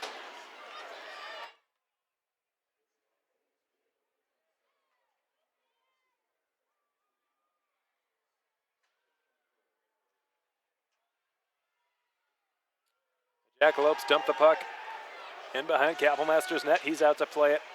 Hines goes around the boards, trying to get it to Albrecht. The Austins tonight, 4 points between them. Beaulieu with 2, Albrecht with 2. Oh, and look out, Albrecht just shot it right off of John Russell's face on the Jackalopes bench, but he's all right. A couple of really ugly injuries for the Odessa Jackalopes last weekend. You got to really feel for a couple of their players. Connor Wood and Brennan Miller. Miller broke his orbital bone in his face. And not going to get into too much detail because it's pretty gross, to be honest with you, and what happened on the bench shortly thereafter. And bottom line is he played when he should not have the rest of the period after he broke the bone in his face. And obviously did not end well for him. He is unavailable medically, well, not cleared to play for the remainder of this series, nor is Connor Wood, who, if I'm not mistaken, broke his collarbone. Jackalopes, a couple of ugly injuries to two of their forwards, and Taylor Gatto unavailable for the rest of this game, so 3 forwards unavailable. So the Jacks unable to call anyone up, this being the postseason. They're stuck to rolling just 3 forward lines for the rest of this game. Connor Stewart rifles it wide of the goal after having just crossed the line. 3 minutes, 40 seconds remain in period 2. It's 5-1 Wichita Falls. And if you're a lot of forwards will tell you that they actually enjoy shorter benches and quicker line changes. Easier to get the tempo going and keep the momentum going. Sipus unloads with a long point shot that goes just wide. But I would think in a game like this, it would start to take its toll on them, having a fewer number of forwards, just 9 to the Wildcats, 12. If you count Rourke Russell as a forward, he's dressed as one tonight. On a line with Alexei Poikla and Austin Beaulieu, a line which has 2 goals tonight, 2 of the Cats' 5. The 20s line responsible for 2 more. Adam Gootzer's line responsible with the other. Shodal kicks it into the far half boards, and now Levin. The beautiful pass to the left wing side for Derek Brown, who couldn't pivot his way into the middle, and he was taken down off the puck there by Jake Dalton. That was not a good-looking hit there on Derek Brown. He appears to be all right. He will just skate back check here. The Cats dump it into the far corner. Dillinger, wide open, Van Wy's shot. Went off a body and wide. Dillinger again, Van Wy again in the corner. And pry it free from a couple of Jackalopes, as well as the referee, Jeffrey Parker Jr. The Jacks dump it past Dalton and Rounds. Rounds pursues it, takes down Ryan McKellar in doing so. Only 3 penalties have been called, or 3 power plays have been given, I should say, in this game. 2 of which belong to the Jackalopes. It has not been an officials game tonight. They're letting them play as they should. Just under 2 minutes to go in period 2. 30-19 the shots, 5-1 the score, both in favor of the Cats, who are currently trying to pry that puck loose in their own corner. They eventually end up with it. Rounds goes off the boards and out to center. Made a nice play to get it out. Ryan Burnett chases it down, takes down a Jackalopes player in Andy McLean, and that will be a penalty against Ryan Burnett. And the former Detroit Catholic Central High School star is going to have a seat, either for interference or holding, one of the 2.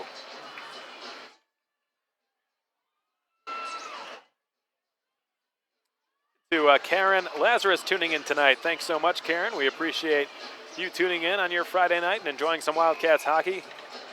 Enjoying Johnny play another pretty strong game. Got 2 assists tonight. To his longtime line mate, teammate, and friend, Austin Albrecht. Compass, Shodal, and the Jackalopes going back to work on their 3rd power play of the night. They have not converted yet. Brown tried to put it in front for Corrali, who tipped it wide. I don't think he got all of it, at least not as much as he wanted. Now Shodal back to the right point. McLean did well to keep it in. Takes a big hit there from Albrecht. Goodsir collects it. He's got Albrecht with him, but he will just dump it in safely and exchange places with Nick Rosa off the Wildcats bench, or perhaps Eric Yeager. 2 centers on the ice for this penalty kill for Wichita Falls, which is brought to you by Parkway Grill. Nick Rosa, Eric Yeager, each the forwards. Jeff Baum, Demonta Sipus, the defenseman. Last minute of play brought to you by La Quinta Inn and Suites, and what have we here? Another penalty, it looks like, this time against Odessa's Danny Corrali. We go back to the 4-on-4 for the 2nd time tonight.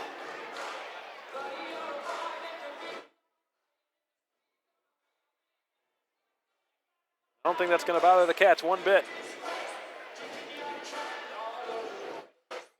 Lots of abbreviated power plays on either side. Only 1 power play has gone the entire 2 minutes, and it was killed by the Cats. Baum puts it towards the net, tipped wide by Yeager. Rosa and Yeager, still the forwards out there for John LaFontaine and the Cats. Instead of Sipus, however, it's Dalton for this 4-on-4. DeMeo spins away from Yeager. Yeager finishes his check a little bit late, got away with it. Here come the Jackalopes. It's John Russell, the Harvard commit. Gets it into the slot for DeMeo. It's loose and corralled there by Nick Rosa.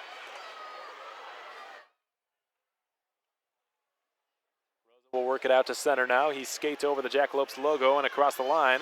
Mishandled it, coughed it up. He was surrounded by beige sweaters.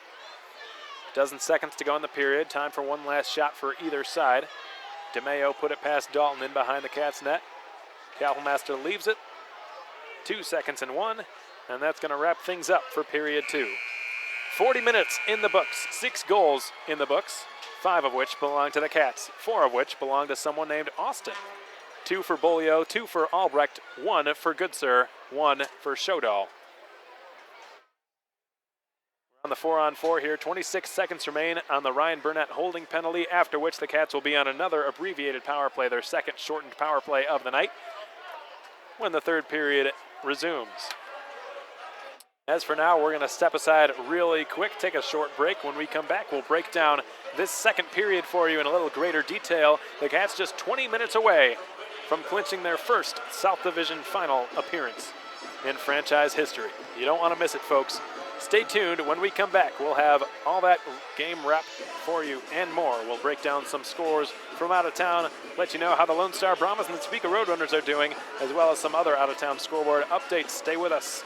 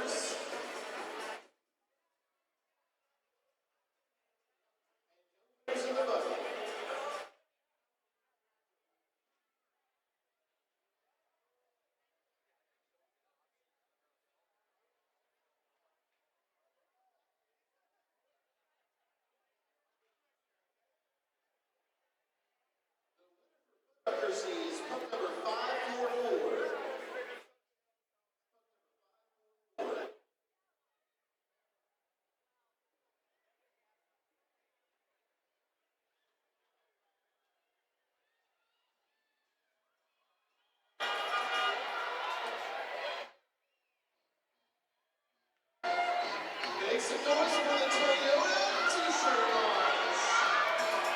Brought to you all with the Toyota Odessa.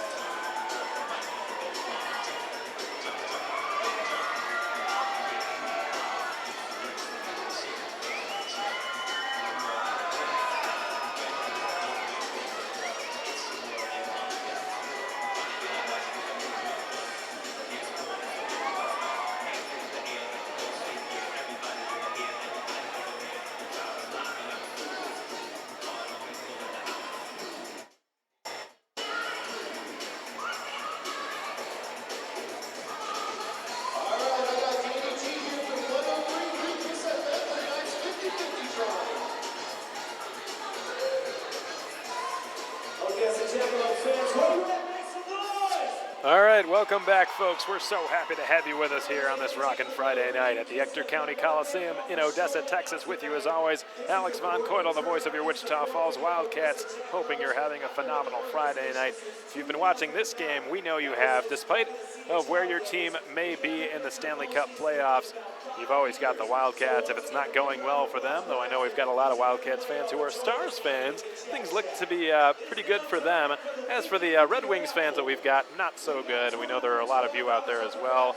Sorry for your Wings. And sorry about the rumor about Pavel Datsyuk not returning to the NHL after this season. He longs to return home to his country of Russia and play in the KHL next season. That's what people are expecting him to do. Sad times in Detroit. But if you're a Wildcats fan, the silver lining is that they're just 20 minutes away,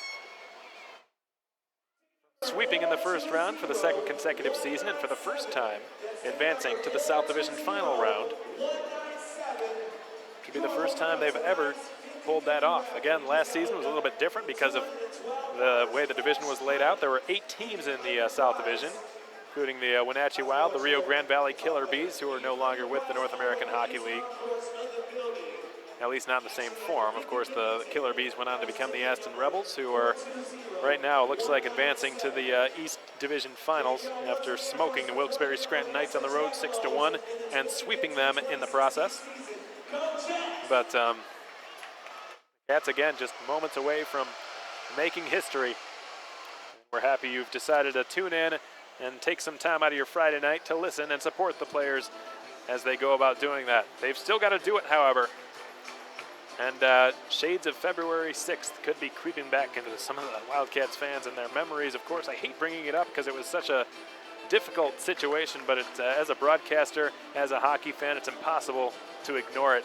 The last time the Wildcats were in this situation in this building, going into the third period, they had a 4-1 lead. Now they've got a 5-1 lead, so slightly different scenario.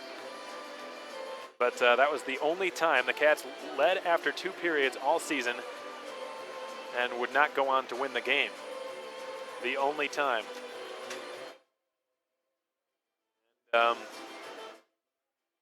Gatto's got any miracles up his sleeve, now is the time to pull them out. Herb Brooks style. He's going to need one heck of an inspirational speech to get his boys rallied up for this one, because his team is in dire straits. They trail 5-1 through the first 40 minutes of this game. The Wildcats veterans Austins, Bolio, and Albrecht, each with 2 goals apiece. They are coming up big. The Cats' leading goal scorer this season, Adam Goodsir, he came up big. Poikola came up big. The 20s line firing on all cylinders. Austin Albrecht, Nick Rosa, Johnny Lazarus have not missed a beat. The 3 of them combined for 2 beautiful goals tonight. And the Cats are just simply wanting this game more. Silver lining for the Jackalopes, however, their top player, Hampus Shodal, the Bemidji State commit, he finally came through. 3rd in the entire league in points this season with 69. Finally scored for the Odessa Jackalopes after pouncing a rebound through the 5-hole of Justin Kappelmaster to get some life back into this otherwise really dejected building. But that fired up the crowd pretty well. Got the fans out of their seats, but their happiness was very short-lived. Just moments later, Austin Albrecht and the 20s line would come right back down the ice. A beautiful tic-tac-toe 3-way passing play which started at the blue line with Nick Rosa. He found Johnny Lazarus wide open in the slot. He very easily could have taken a very good scoring opportunity out of that. He very easily could have shot the puck. In fact, I believe most players in this league would have in Johnny Lazarus' situation, but he decided to give one extra pass backdoor to Austin Albrecht, who was just lurking there near to the side of the net, to just tuck it into a wide open goal for his 2nd of the night. Pretty selfless play, and also a smart play by Johnny Lazarus, having a 2-point night as well. So that's what the Jackalopes are facing. A red-hot team, an experienced team, and a coach who is determined to take the sweep and head back to Wichita Falls and give his boys a well-deserved rest before starting their first ever South Division Finals round, which they'll have the pleasure of hosting games 1 and 2 right back home at the KYC. Those games expected to be Friday, April 29th at 7 p.m., Saturday, April 30th at 7:05 p.m. We hope to have most of you listening out there. Hope to have you out there to support your Wildcats in the South Division Finals. Now let's move on to some other scores around the North American Hockey League right now. The Cooley Region Chill in some trouble. Down 2-1 with their season on the line at the Green Island Ice Arena, their home rink, trying to rally from behind. 2-1 the score in favor of Fairbanks, the top seed in the entire league. That game, just 14 minutes remaining. Chill need to rally from behind as well on home ice. New Jersey Titans with a 1-0 edge over the Johnstown Tomahawks, 1-0. We already mentioned this, folks, but we'll say it again because the Aston Rebels are the first team this season to advance. We'd like to congratulate them. They are moving on to the East Division Finals. They will play either the Johnstown Tomahawks or the New Jersey Titans. Right now, the Hawks lead the series 2-0, but the Titans lead the game 1-0 through 2 periods in Johnstown, Pennsylvania tonight. Max Reisinger and the Minotauros against the Robertson Cup runners-up of the last 2 seasons of the Riverside Ice Complex in Austin, Minnesota. 3-2 Bruins, despite the fact that they're trailing 23-13 in the shots. Now it's 4-2, so the Bruins have just extended their lead on home ice. Max Reisinger and his Minot Minotauros now in jeopardy of falling behind 2-1 in that series on the road. The Lone Star Brahmas in Topeka again, 3-2 the score now. So the Brahmas have scored a couple of goals. And after going down 3-0, so the Brahmas with a ton of momentum now. Quinn Preston, Yuhiko Saka, Ryan O'Connor each scored for Topeka to make it 3-0 early in the second period. And Peter Kessel came through on the power play for the Lone Star Brahmas late in the second period. And then just one shift later, to be exact, 30 seconds later, Tyler Drevich put it into the back of the net, set up by Jacob Romo and Brandon Estes to make it 3-2 Roadrunners. So that is very much a game worth keeping an eye on if you're a Wildcats fan. Will in all likelihood determine their next opponent, barring some sort of egregious collapse here in the next 20 minutes. Janesville Jets, Minnesota Wilderness, all tied up in the series, all tied up in the game up in northern Minnesota. Suburban Duluth, 1-1 the score. 1-1 the playoff series as well. Bismarck Bobcats in Brookings, South Dakota. Bismarck with a chance to sweep former Wildcat Parker Mismash on that team now. The Bismarck Bobcats, the #1 seed in the Central Division. He's been held off the score sheet tonight, but his team is deadlocked with the Brookings Blizzard, the 4 seed in the Central, who just made the playoffs on the very last day of the regular season. Just barely squeaked in, but they made it, and they're now on the verge of being swept. A lot of teams on home ice tonight on the verge of being swept, folks. The Brookings Blizzard, Wilkes-Barre Scranton Knights already were swept. The Cooley Region Chill will not be swept, but they might be eliminated tonight on home ice. Still 15 of the 16 teams left standing. In all likelihood, one more of those teams will be eliminated in the next half hour or so. The Wildcats still need to finish the job. We can't be too comfortable. If you were able to watch the pregame report that I posted earlier, folks, you know full well what this team is capable of. Just in the spirit of demonstrating that, I showed some of the clips from that game back on February 6th, in which the Jackalopes overcame all odds, rallied back from behind, scored 4 goals in half a period to come from behind and stun and defeat and sweep the Wichita Falls Wildcats. Bet John LaFontaine is explaining that to his players right now. They know they can't take a break. They need to keep their foot on the gas, and they need to finish this game strong. And I can imagine Jackalopes head coach Greg Gatto is referencing that moment as well.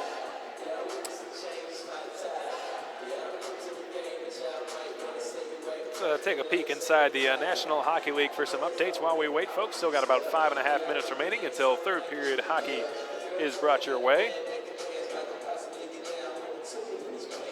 And I'm not sure what's going on with my NHL app here, but it's not updating the scores for me. So unfortunately, you might have to check those scores out yourself. We're having some technological problems here at this rink, some internet problems. Fortunately, the broadcasts have not been harmed all that much from what I've been told, listening to some folks from back home and their feedback, fast hockey has worked great tonight, so we're happy to hear that. YouTube had a slight hiccup, but we've since resolved it. Hopefully, fingers crossed for the rest of this game, which in all likelihood will not go longer than another 20 minutes played, 20 minutes of hockey played. 5-1 the score, 30-19 the shots. The Cats with a commanding lead and a chance to close out this series in just 3 games. Head back home to Wichita Falls with their spirits bright and their bodies refreshed as they get set to host either the Lone Star Brahmas or the Topeka Roadrunners. And what I'm going to do later this week, or early this week, I should say, folks, is if the Cats do move on as they're expected to, end up taking the win here tonight, I think I might put out a poll and ask you, the fans, who you'd rather play in the first round, be it due to historical significance or the way the teams match up or what have you. Any rationale you can come up with yourself. Hold your tweets for now, but later this week, look for a poll I'll try to post, and just because I'm very curious to hear your feedback, we'll see who the fans would rather play in the second round in the South Division Finals next Friday and Saturday night. Don't go away, folks. We're just 3.5 minutes away from third period hockey. You don't want to miss it here at the ECC. History just 20 minutes away from being made again for the Wildcats. Stay tuned.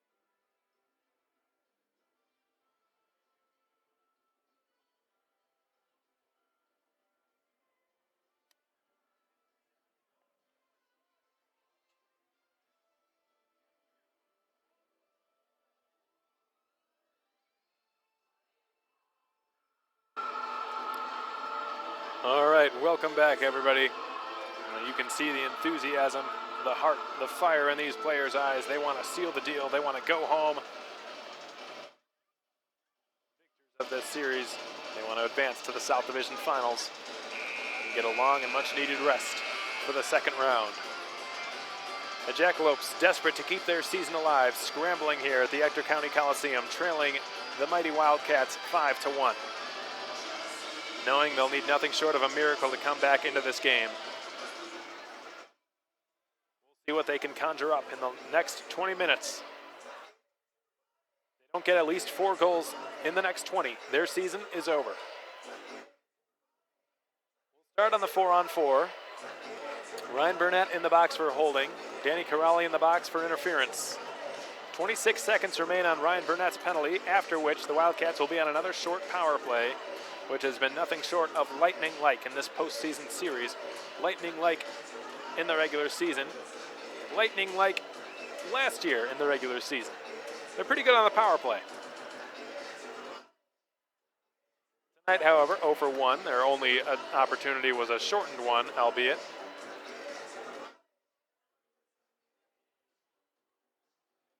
Skaters aside, Zach Zeck, Derek Brown, Andy McLean, Jake Levin for the Jackalopes.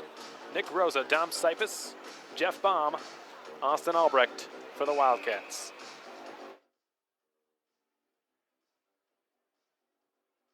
Two components of the 20s line, which has just been firing on all cylinders tonight, responsible for 2 of the Cats' 5 goals, each of them, which were scored based on nothing but chemistry and familiarity and just brilliant passing plays between all 3 of them.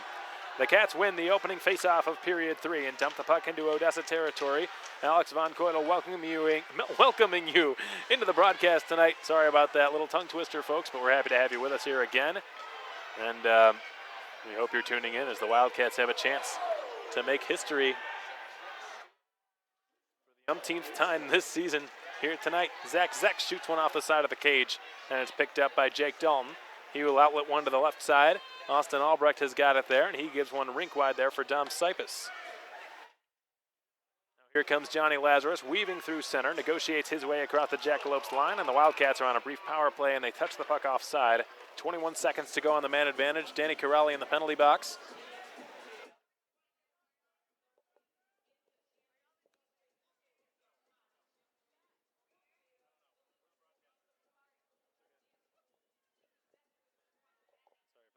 Interruption. A fan had a question.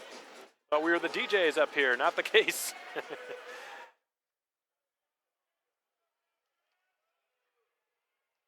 clear the puck deep into Wichita Falls territory. Dalton backhands one ahead for Michael Rounds. They've been D partners for a while now, the 2 of them. Both committed to Division I schools. Alexei Poikala had to escape him, and the Jackalopes have killed off the short power play to the Wildcats. So PK unit's been strong on both sides tonight, folks. 5 for 5 if you count both of them together. 3 for 3 for the Cats, 2 for 2 for the Jacks. Dalton dumps it deep. Minute 20 seconds into period 3. The Cats with a comfortable 5-1 lead. And appear as confident as ever that they're going to sweep the Jackalopes tonight and clinch this series and clinch their first ever South Division Finals appearance. Ryan McKellar across the line with a shot that was blocked out of play by Matt Hines.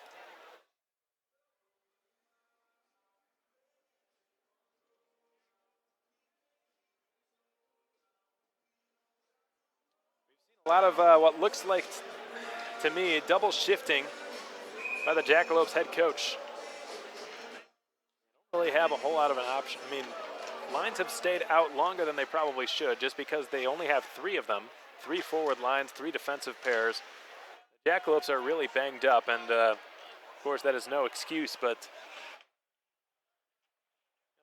a little bit with the amount of injuries they've had. It's very, very tough to compete against a team like the Wildcats when you're not at 100%. Good bank pass off the boards for Ryan McKellar with a shot. Fought off by Kappelmaster. Levin was calling for it and turns it wide of the goal. Dillinger awaiting at far half boards. Takes a hit from Plumer. He stays on his skates somehow. Again, a lot of a lot of body between the 2 of them. Dillinger 6'3", Plumer 6'4". The tallest forward on the ice on either side. Long shot from Gilraith from the point. Easy save by Flackney. The Jacks cannot afford to concede a goal to the Cats here. Litviak powers his way towards the front. Burnett's shot blocked by DeMeo. DeMeo checks Burnett's stick and then clears off the glass and out of play. 17.5 to go in period 3. 30-19 the shots, 5-1 the score. There hasn't been a shot in this 3rd period yet. At least not one that was on goal. It looked like Kappelmaster made a save, but whoever's operating the shot clock did not see it as such.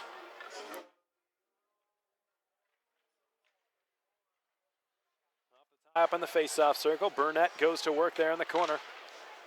That's an area we've seen in Ryan Burnett's game that has improved so much since he arrived here, is his willingness and his desire even to go into those dirty areas, go into the corners, and battle and work hard for those pucks. He's improved as a complete player doing that and playing defensively. Won scoring titles when he played with the Detroit Catholic Central High School. Seen as a purely one-dimensional sniper, goal scorer, offensive player. Playing in Tier 2 junior hockey, playing under John LaFontaine, has turned him into a complete 200-foot player. The Jackalopes have just iced the puck. Thanks for joining us tonight, folks. This could be another good one, another opportunity for the Cats to do something they've never done before, clinch a South Division Finals appearance. Rosa with a clean win in the offensive zone draw. Dalton from straight away, his shot just off target. Picked up in the corner, the 20s line going back to work down there. Battling for it along the boards. Rosa puts it off the side of the goal, and then Albrecht threw it through the net mouth, hoping for Lazarus. And he was a little bit unsuspecting there. It was a pretty hot pass from Albrecht. And now Russell will work it back out to center, and he's closed off in between the players' benches. To my buddy Nick Nolenberger, the Jackalopes broadcaster, John Russell's quite the piano whiz. Very intelligent young man, of course, committed to Harvard. Pretty smart to commit to Harvard. Just a 98, very young, just 17 years old. 17, not long ago. Julio carries across the Jacks line with a shot and a stick save made by Flackney. The puck is lofted by the Jacks out to center and down the ice. Hines is back to get it. Off the glass, and Russell pops it high in the air near the Wildcats bench. Poikla with an assist on his tonight, carries down the right wing behind the Jackalopes goal. Centers there for Bolio, not quite in his wheelhouse. Bolio from the goal line, gave it across, Gilraith right circle, lets it go, went wide short side. Jarred loose, Russell and Poikla go after it. The Jacks end up with it. Poikla trying to lift the stick of Derek Brown, and he did, but it goes harmlessly in behind the Jackalopes net, where McLean and Corrali can take over and spring Graymar on his way down the right side. Good lead pass, finding Shodal, dropped it off for Brown. His shot went off a skate as Shodal banked it off the side of the net, and it's picked up by Graymar in the far corner. Graymar stick handling toward the slot, intercepted. Marr gets it back, wheels to the outside and shoots, and it went wide out the opposite post. Gilraith will dust this puck off and settle things down in his own zone. We're 5 minutes into this period. The Jacks have not chipped away at the Wildcats' substantial 4-goal lead just yet. Baum shoots it off an Odessa stick in the neutral zone, namely Pierce Plumers, who goes down. Litviak couldn't sidestep Zach. Zek down goes Baum. Zek took him down with one hand on his stick and the other on Baum, and then Kappelmaster gloves it from the side of the net. Tough angle shot from Pierce Plumer. Did not fool Kappelmaster, who is 21 of 22 tonight. Flackney, 28 of 33.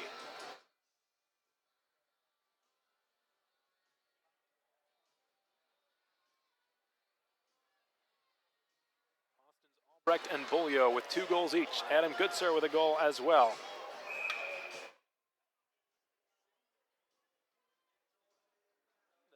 Speaking of Adam Goodsir, his mother in attendance tonight, and Kiki Goodsir tuning in from Florida again. Watching Adam and the Wildcats on FastHockey.com. The Tampa Bay Lightning fan, of course, being from Florida, so thank you very much to Kiki and the Goodsir family for enjoying some Wildcats hockey on your Friday night on FastHockey.com. Hope you enjoyed that goal scored by Adam Goodsir. His first playoff goal as a Wildcat, and it was a big one. Jeff Baum plays the body up there on big Pierce Plumer in the far corner. Plumer's made a physical presence in this series, made his presence known, very well known. He just has not been able to score since game 1. Jackalopes' big guns held nearly silent this entire series, really. They've needed to get some secondary scoring, and they've not gotten that either. At least not since game 1. That's been the Jacks' problem all season long, and in all likelihood will ultimately be their demise this season, has been their depth. got some star power, certainly. They've got some firepower, certainly, and they're a dangerous team. You look at their top 5 guys, there's really nobody better as Kapellmaster swallows a shot from the right half boards. 2 of the Jackalopes' Jackalopes' 2 top scorers each were in the NOL top 5, the North American Hockey League's top 5 players in scoring. The other 3 of which were Fairbanks Ice Dogs, who led the league in really any offensive statistic you can measure. Derek Brown, Hampus Shodal, and Gray Marr, that line has played together all season, and they have led the Jackalopes to a playoff appearance, which is a huge accomplishment for the Jacks. They went 3 years without making it. The last time they were in the postseason was when Connor Hellebuck was their goaltender, who was, really, any way you put it, was just a stud. He's in the NHL now with the Winnipeg Jets. A lot of people expected him to be. Not lead the Jackalopes to a playoff series victory. A delayed penalty upcoming here against Wichita Falls. They'll be on their 4th penalty kill of the night, 2 of which have already been shortened. But they're 3 for 3, hoping to become 4 for 4. They'll have to do it without the services of Johnny Lazarus on this Parkway Grill penalty kill. Just a baker's dozen to go here in period 3, separating the Wildcats from a South Division Finals appearance. They are South Division champions. It would only be fitting for them to go to the South Division Finals. Based on a fan poll, Corpus Christi Ice Rays fan poll, the Wildcats are favorites. 57% of Corpus Christi fans believe that Cats will represent the South Division in the Robinsons Cup semifinals. Another delayed penalty upcoming against the Wildcats here as Shodal rips a shot from the right circle that's stopped. 6-on-4 right now. Brown unloads, denied by Kapellmaster. The Jackalopes now with the Wildcats on their heels a little bit. A 5-on-3 upcoming. We'll see if Greg Gatto gets desperate enough to pull his goaltender, John Flackney, and make it a 6-on-3. I would not be surprised one bit. We saw a lot of acts of desperation by Greg Gatto as Gilraith has a seat. We saw a lot of acts of desperation by Greg Gatto back in Wichita Falls. And it was game 2 in which he pulled his goaltender a little bit earlier than that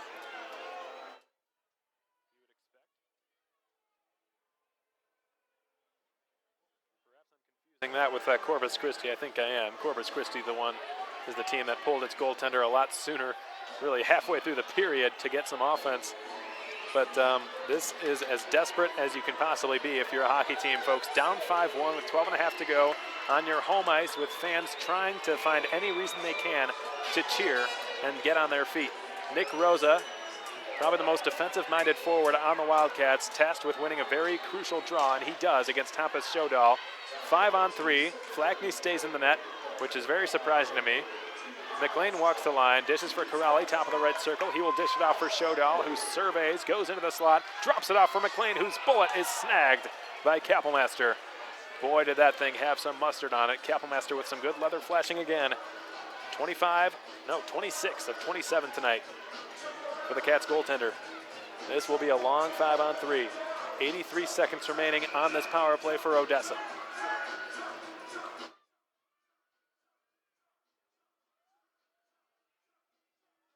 All the big guns stay on the ice for the Jacks. Adam Goodsir is out instead of Nick Rosa. Here's Shodal, right circle. Shodal back from McLean, manning the point on this umbrella setup. Returns, Shodal, right circle. He looks, he waits. Great patience here. The Jackalopes fans buzzing for a shot on goal. Brown, will he give it to him? No, he will spin away from Jake Dalton. Returns it, McLean. Shodal, right circle. The lone goal scorer for the Jackalopes. The fans screaming for a shot. McLean, Shodal. Right circle, 2 Jackalopes parked out in front of the net. Brown with a shot. On goal, trickles in. That was redirected in front of the net. Kapellmaster unable to change his positioning in time. Gray Marr tipped it through. And the Jackalopes have come through on the 5-on-3. And it's 5-2 Wildcats.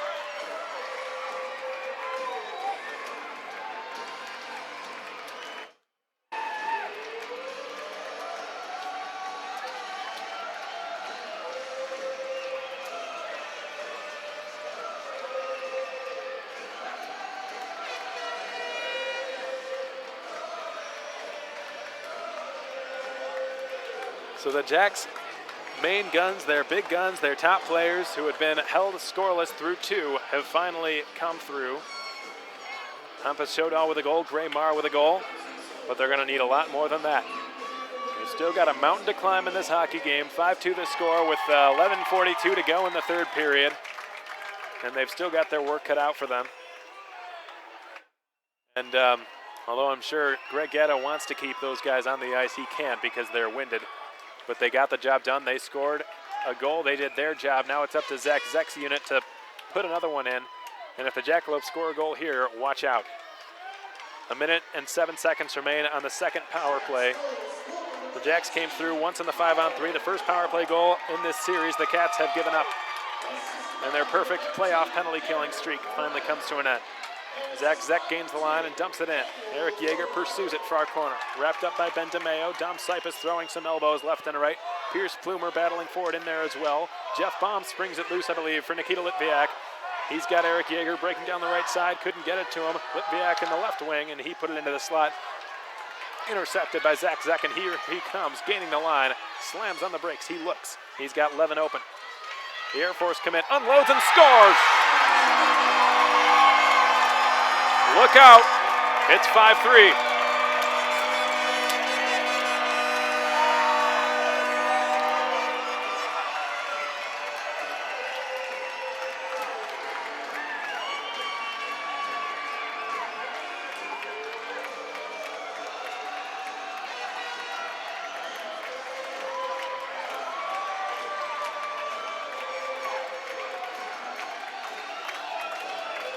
This period's not yet halfway over, folks. The Jackalopes have already cut into the half of the Wildcats' lead that they had. They had a 4-goal lead going into this period. That's diminished to just a 2-goal lead. And the momentum in this building, palpable.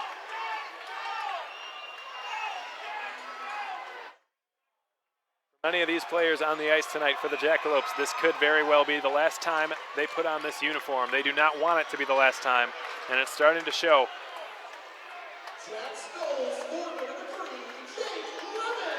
It's up to the Cats to get off their heels and back on their toes.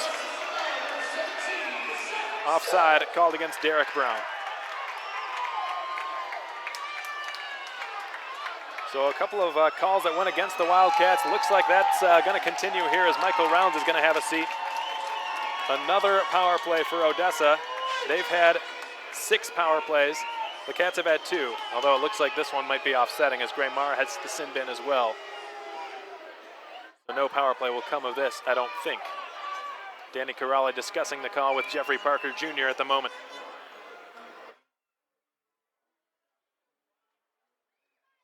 Just tuning in, folks, this game is one that Wildcats fans will likely remember for a long time. They got out of the gates flying to a 4-0 lead. Finally, the Jackalopes responded to make it 4-1.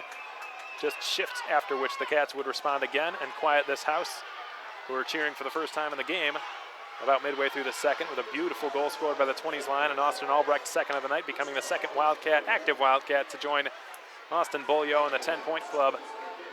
10-point playoff club. And the Jackalopes have the momentum right now. They've scored 2 unanswered.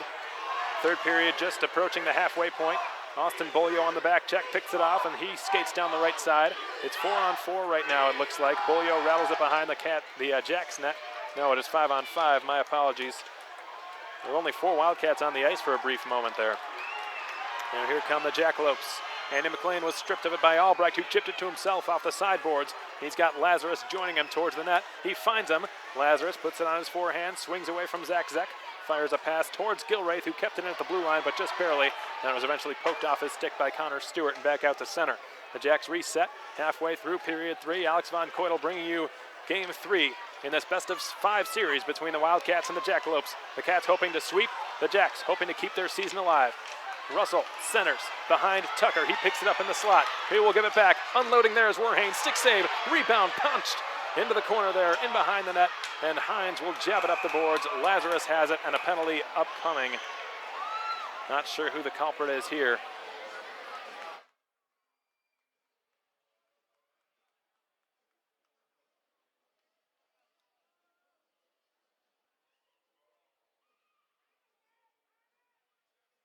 Both pegs are off. Both screws are loose. This is a impeccable time for that third period media timeout as the linesman resets the net, but he's not going to do that. And Julian Syme has given Kapellmaster his helmet. There was something wrong with Kapellmaster's helmet. I know earlier he was having issues with it. Brian Deathridge, the trainer slash equipment manager, has had a look at it, tried to repair it, did his best, but it looks like the problem persisted. Brian Deathridge taking a look at Kapellmaster's helmet on the bench now, so we'll see how this affects Kapellmaster, if at all, but he's wearing Julian Syme's helmet at the moment. Litviak dumps the puck behind the Jackalopes net. John Flackney wraps it back around the boards. Ryan McKellar gives it in deep, and the Jacks reset in their own zone. 5-3 the score, 9 minutes to go in period 3. The Jackalopes with 2 unanswered right now, trying to make it 3 and claw their way back into this hockey game. Yeager gains the line. Litviak slaps a shot that goes well high and off the mesh behind the Jackalopes net.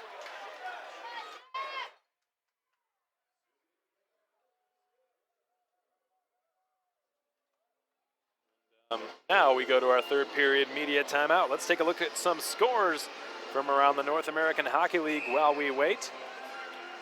The South Division, the most important game to Wildcats fans. Oh, it looks like we're going to start, so no intermission, or no media timeout, it looks like.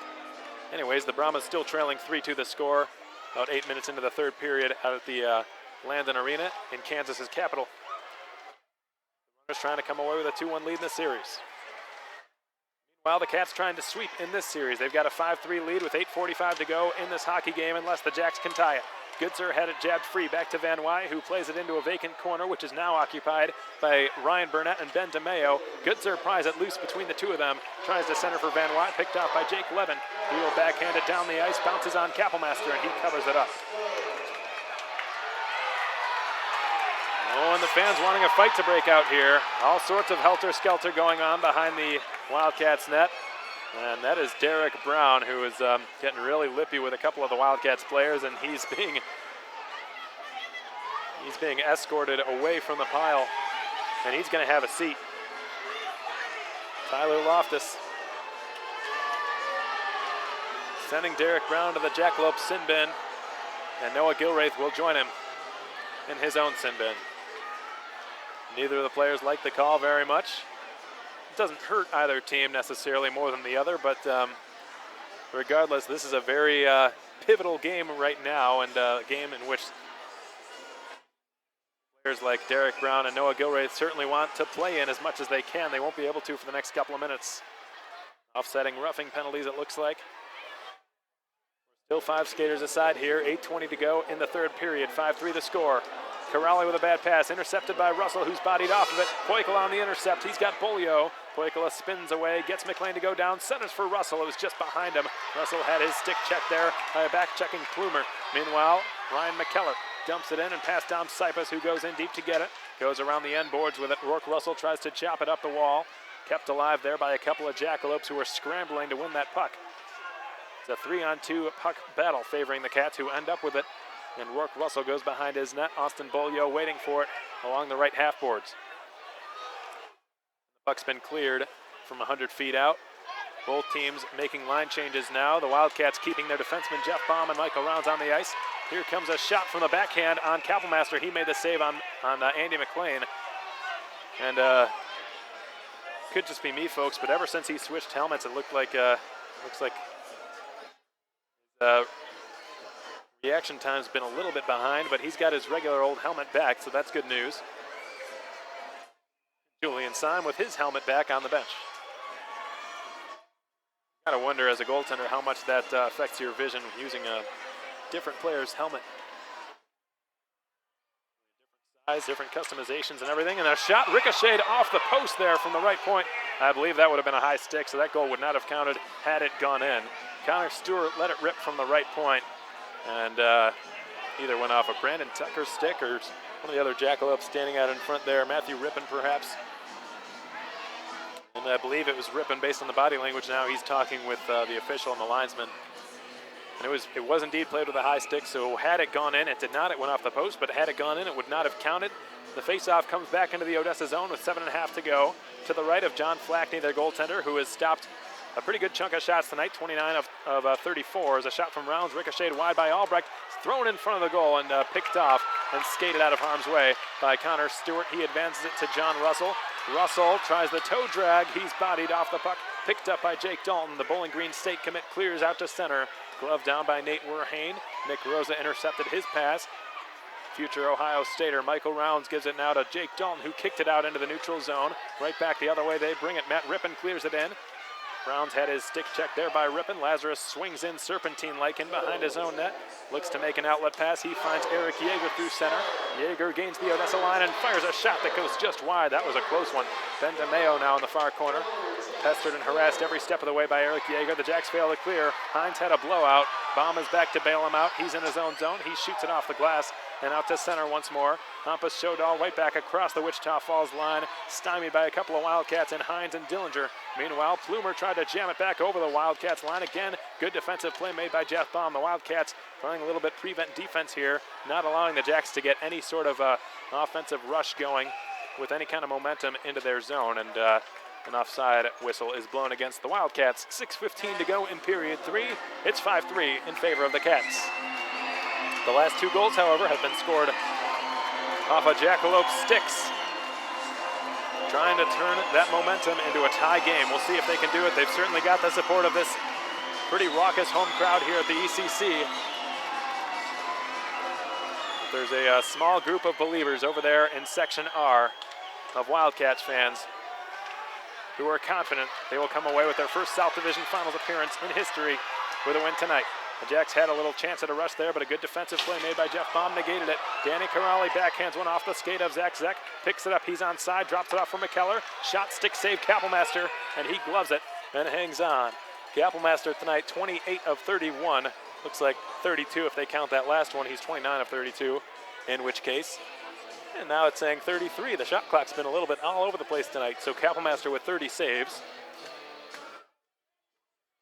34 save shutout the last time these two teams met. No shutout in store for Kappelmaster tonight, but regardless, a pretty strong performance in goal. He has certainly given his team a chance to win. They can hang on. They've got a 2-goal lead with 5:51 to go in period 3. If the Jacks don't get at least 2 in the next 5:51, their season is over. And the Wildcats season goes on. Austin Bolio through center, gains the red line and dumps it in, and that one goes out of play from the neutral zone, so this faceoff will come back there.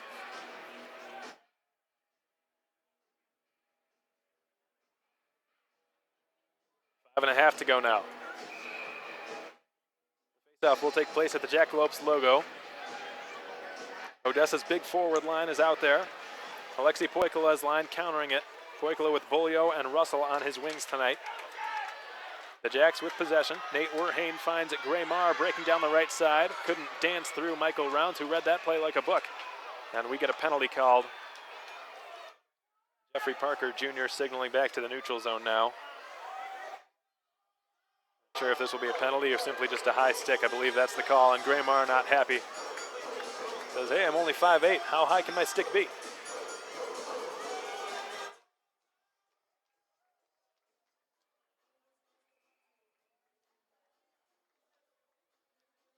Now Poikola against Shodal in an offensive zone draw for the Wildcats, and Shodal telling Graymar to get in there. It's interesting, we've seen on a few occasions, Shodal has just not taken the face-off, and he's left the duties to Graymar as Bolio flutters a shot over the Jackalopes net. Bolio and Connor Stewart collide down there. Jacks chop it forward. Marr couldn't advance it past the forecheck of Austin Bolio. Still working hard for it against Nate Werhane, who slaps it around the boards. Michael Rounds at the left point keeps it alive once more. The Wildcats in the midst of a change right now, so the Jacks able to easily skate out to center. Good stick check made by Austin Albrecht, who pries it free from Connor Stewart. He manages to clear somehow past Albrecht and Lazarus. Kappelmaster will leave it behind his own net, and the Jacks make their line change. 4:45 to go in this third period. The Cats with a 5-3 lead in this game. Here comes Austin Albrecht down his off wing. He fires, went off a skate. Ben DeMeo blocked it. Nick Rosa in there, pries it loose between the skates of Lazarus. Back to the point. Cypus for Baum, left point. Slides it off of Nick Rosa's stick. Rosa and DeMeo converge in the corner. Back to the left point once more. Baum shot it wide, hoping for Albrecht's stick. Didn't get it. Backhanded up the boards and off Rippon's body and down, and DeMeo will clear and it trickles over Dom Sipis' stick and out to center. John Russell against Jeff Baum behind the Wildcats net, battling for possession. Baum plays the body on him, holds him up there, no penalty. Albrecht tries to chop it out. Battling ruthlessly there along the half boards is Jake Levin. He can't keep it forever, however, and Eric Yeager shot it back out to center, and we get a whistle here. I'm not sure what the call is. Looks like a cross-check being whistled against the Jackalopes.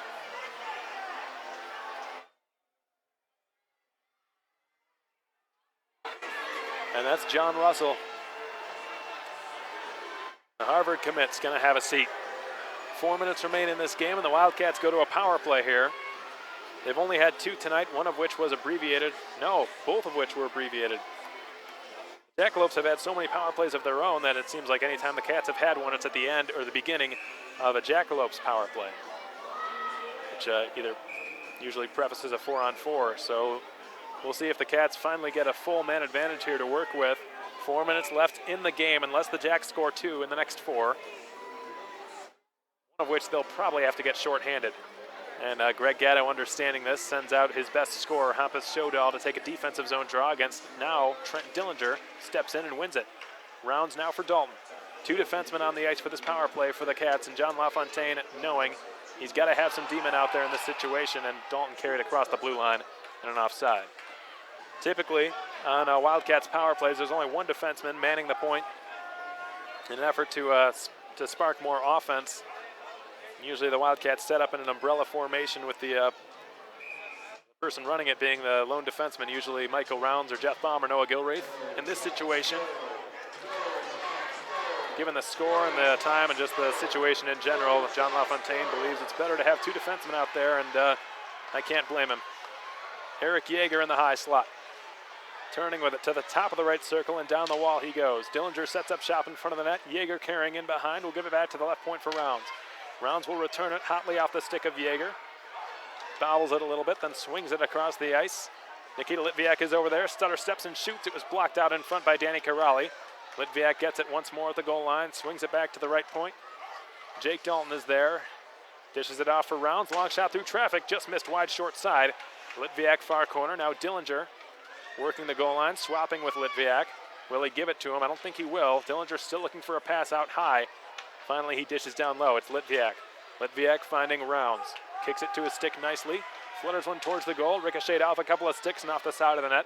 Litviak taking relentless slashes there by Andy McLean. No penalties coming. Litviak to the side of the net for Yeager. Backdoor for Dillinger, and he fanned on it. That puck was pinballing every which direction, and Dillinger just couldn't get a clean grasp on it. Now Rounds for Yeager. Dalton calling for it. Dalton getting it. Fresh off the bench is Adam Goodser, who gets it at the goal line. Swinging it back to his billet mate Rounds. Long shot through traffic. It was blocked by said traffic. And Danny Corrali a little bit banged up by that. Burnett in the slot. Had it roll on. The puck was on edge. He's brought down off the puck. And Graymar will circle with it behind his own goal. Then he fanned on the clearing attempt and eluded Garrett Van Wy cleverly. And Jeff Baum's going to have to reset at center. Time winding down on the Wildcats power play. They spent the entirety of it in the opposing zone. Here's Garrett Van Wy with a backhand shot. Punched away there by the goaltender Flackney. Ryan Burnett without a stick. He broke it. He broke one in practice yesterday and broke one in the game today. Adam Goodser down low for Van Wy, who couldn't stuff it into the net. Now Austin Beaulieu on the ice. The Jacks back to full strength, but they're exhausted. Beaulieu threw it from a severe angle, and somehow gloving it there was Flackney. A minute 51 to go in this game. The Wildcats power play, while it didn't score, it killed off a very important 2 minutes in which the Jackalopes not only could get no attack going, but spent the energy of all their top players. Danny Corrali, Hampus Shodal, Andy McLean, Derek Brown, Graymar, those guys are all winded, and they're on the Jackalopes bench right now. So their secondary scorers now out there to take a defensive zone draw. Poikilo wins it. Gilraith at the left point shoots, and that's swallowed directly into the chest there for Flackney.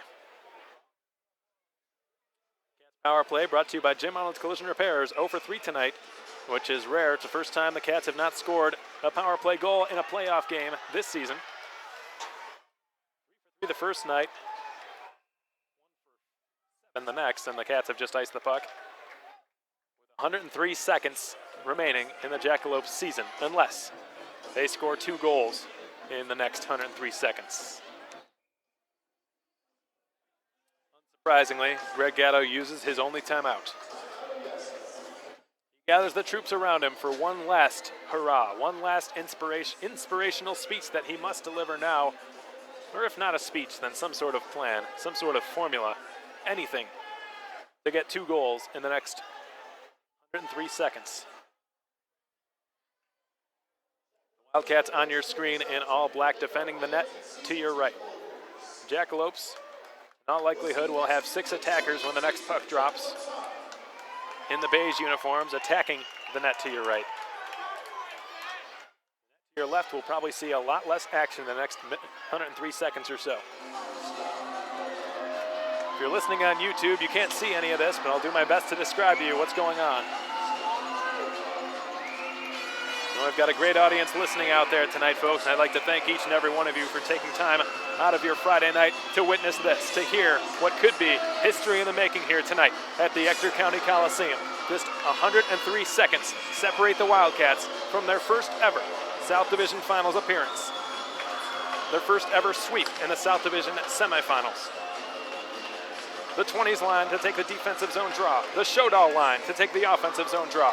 All the big guns, all the big gladiators on the ice for both sides right now. The most important face-off of this game takes place. Unloading from the point is Corrali. Punched away from Kapellmaster right off the draw. Bang, bang play right there. Mars sets up Corrali. Long shot again. Skitters just wide. Derek Brown picks up the puck. Banks it off the glass. Over Albrecht's stick. He pries it loose. Austin Albrecht with an empty net for the first hat trick of the season. Hat trick!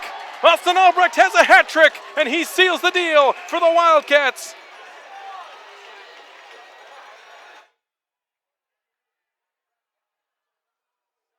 .6-3 the score, and this place is simply demoralized.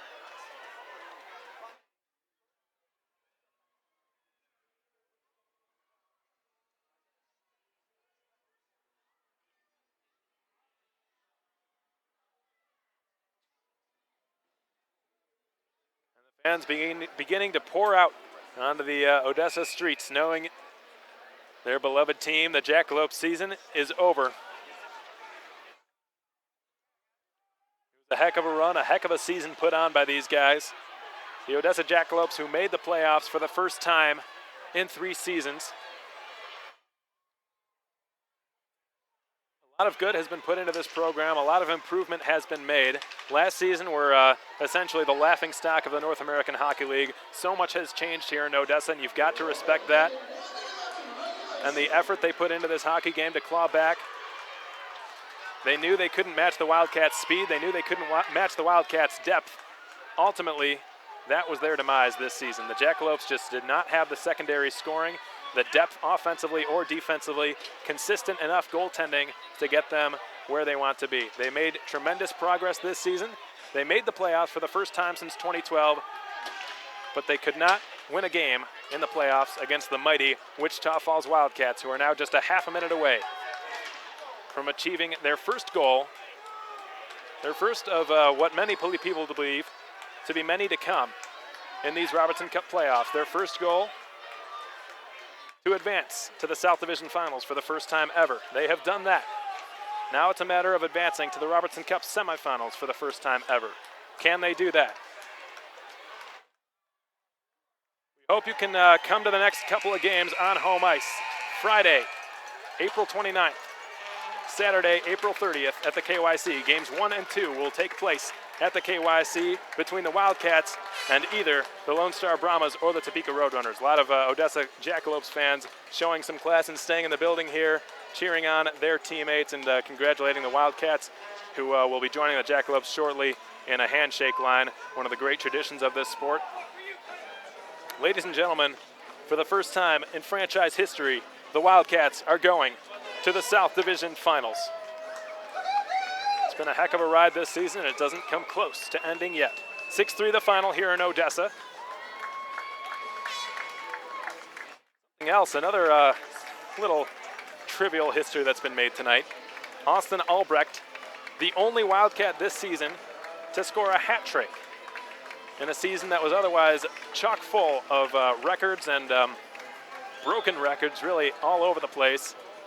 It's just simply amazing that none of these Wildcats, who were second in the entire league in goals scored by a team, none of them had a hat trick, which is just really hard to believe. And what better day to get a hat trick than on your first elimination game in the postseason? Austin Albrecht, the Wildcats' leading scorer this year, now leads all Wildcats in playoff scoring as well, with 7 this season, 11 in his career in the playoffs. The first active Wildcat to 11 points. Austin Bolio with 10. He had 2 goals tonight as well. And guess what, folks?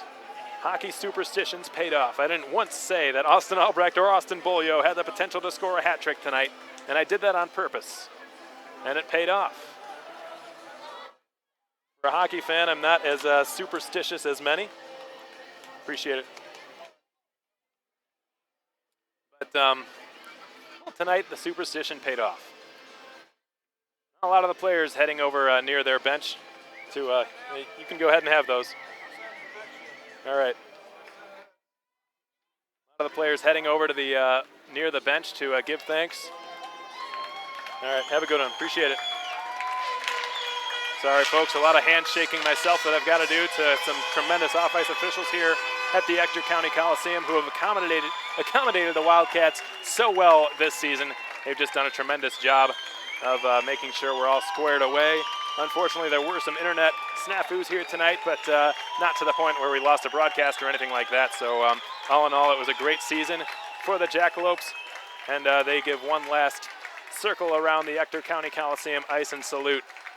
A very thankful and appreciative ECC crowd here tonight, knowing this will be the last game they play in this building until September. The fans giving them one last raucous round of applause.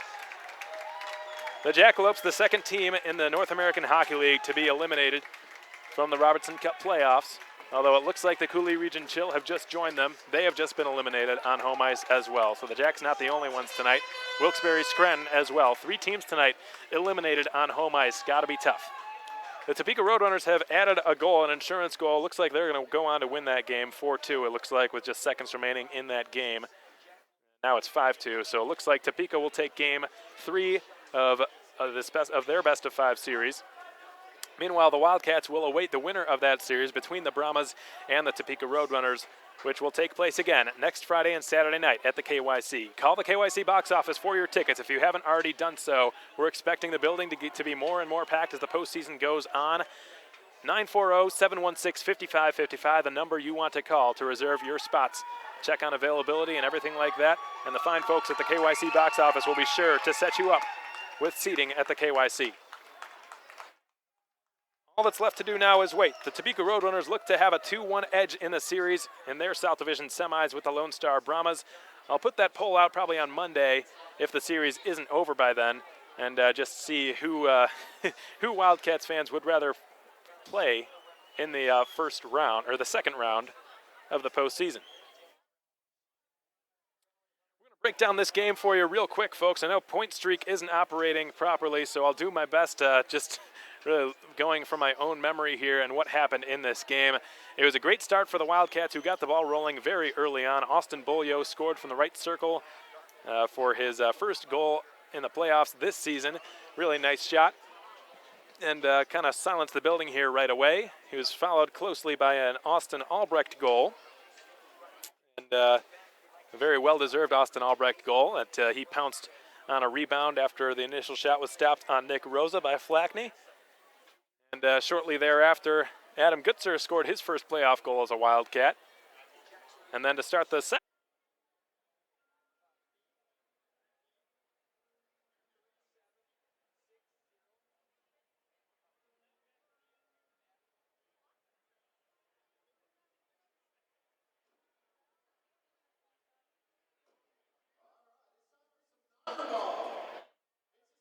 period, Austin Bolio had his second of the night. Finally, the Jacks came through. Hampus Shodal ended his scoreless skid in the postseason, put one through the 5-hole of Kapellmeister to make it 4-1. The Wildcats would answer immediately thereafter with Albrecht's second goal of the night to make it 5-1 heading into period 3. And then in period 3, started to concern the Wildcats and their fans a little bit. The Jacks scored 2 goals very quickly, both on the power play, one on the 5-on-3, the next on a 5-on-4. from Graymar and Jake Levin. So the Jacks got themselves back into the game, really scared the Wildcats a little bit, got their fans rejuvenated here at the ECC. Unfortunately, it was just not enough to come back against a ferocious Wildcats team. It just proved to be too much, too deep, too much skill for the Jackalopes to handle this season. About wraps things up here at the ECC, folks. Again, I'd like to thank you all so much for joining us tonight and listening on YouTube, watching on Fast Hockey as history was made again this season, which just continues to get better and better if you're a Wildcats fan. 6-3, the final here at the Ector County Coliseum in Odessa, Texas. The Wildcats will be heading on a bus shortly and making the 4.5 or so hour road trip back to Wichita Falls and await the winner of the Topeka Roadrunners and Lone Star Brahmas series, which they will host the winner next Friday and Saturday night. Friday, April 29th, Saturday, April 30th. Again, call the KYC box office for your tickets, 940-716-5555. Till then, folks, I hope to see you there. If not, I hope you can tune in on fasthockey.com and on YouTube. Alex Von Coyle with you as always saying, we hope you enjoyed the broadcast. We know you enjoyed the outcome. For the first time in franchise history, the Wildcats have advanced to the South Division Finals. 6-3 the final here in Odessa, Texas. And folks, I hope you enjoy the rest of your weekend. And we'll see you back in Wichita Falls next Friday night. Till then, so long, everyone.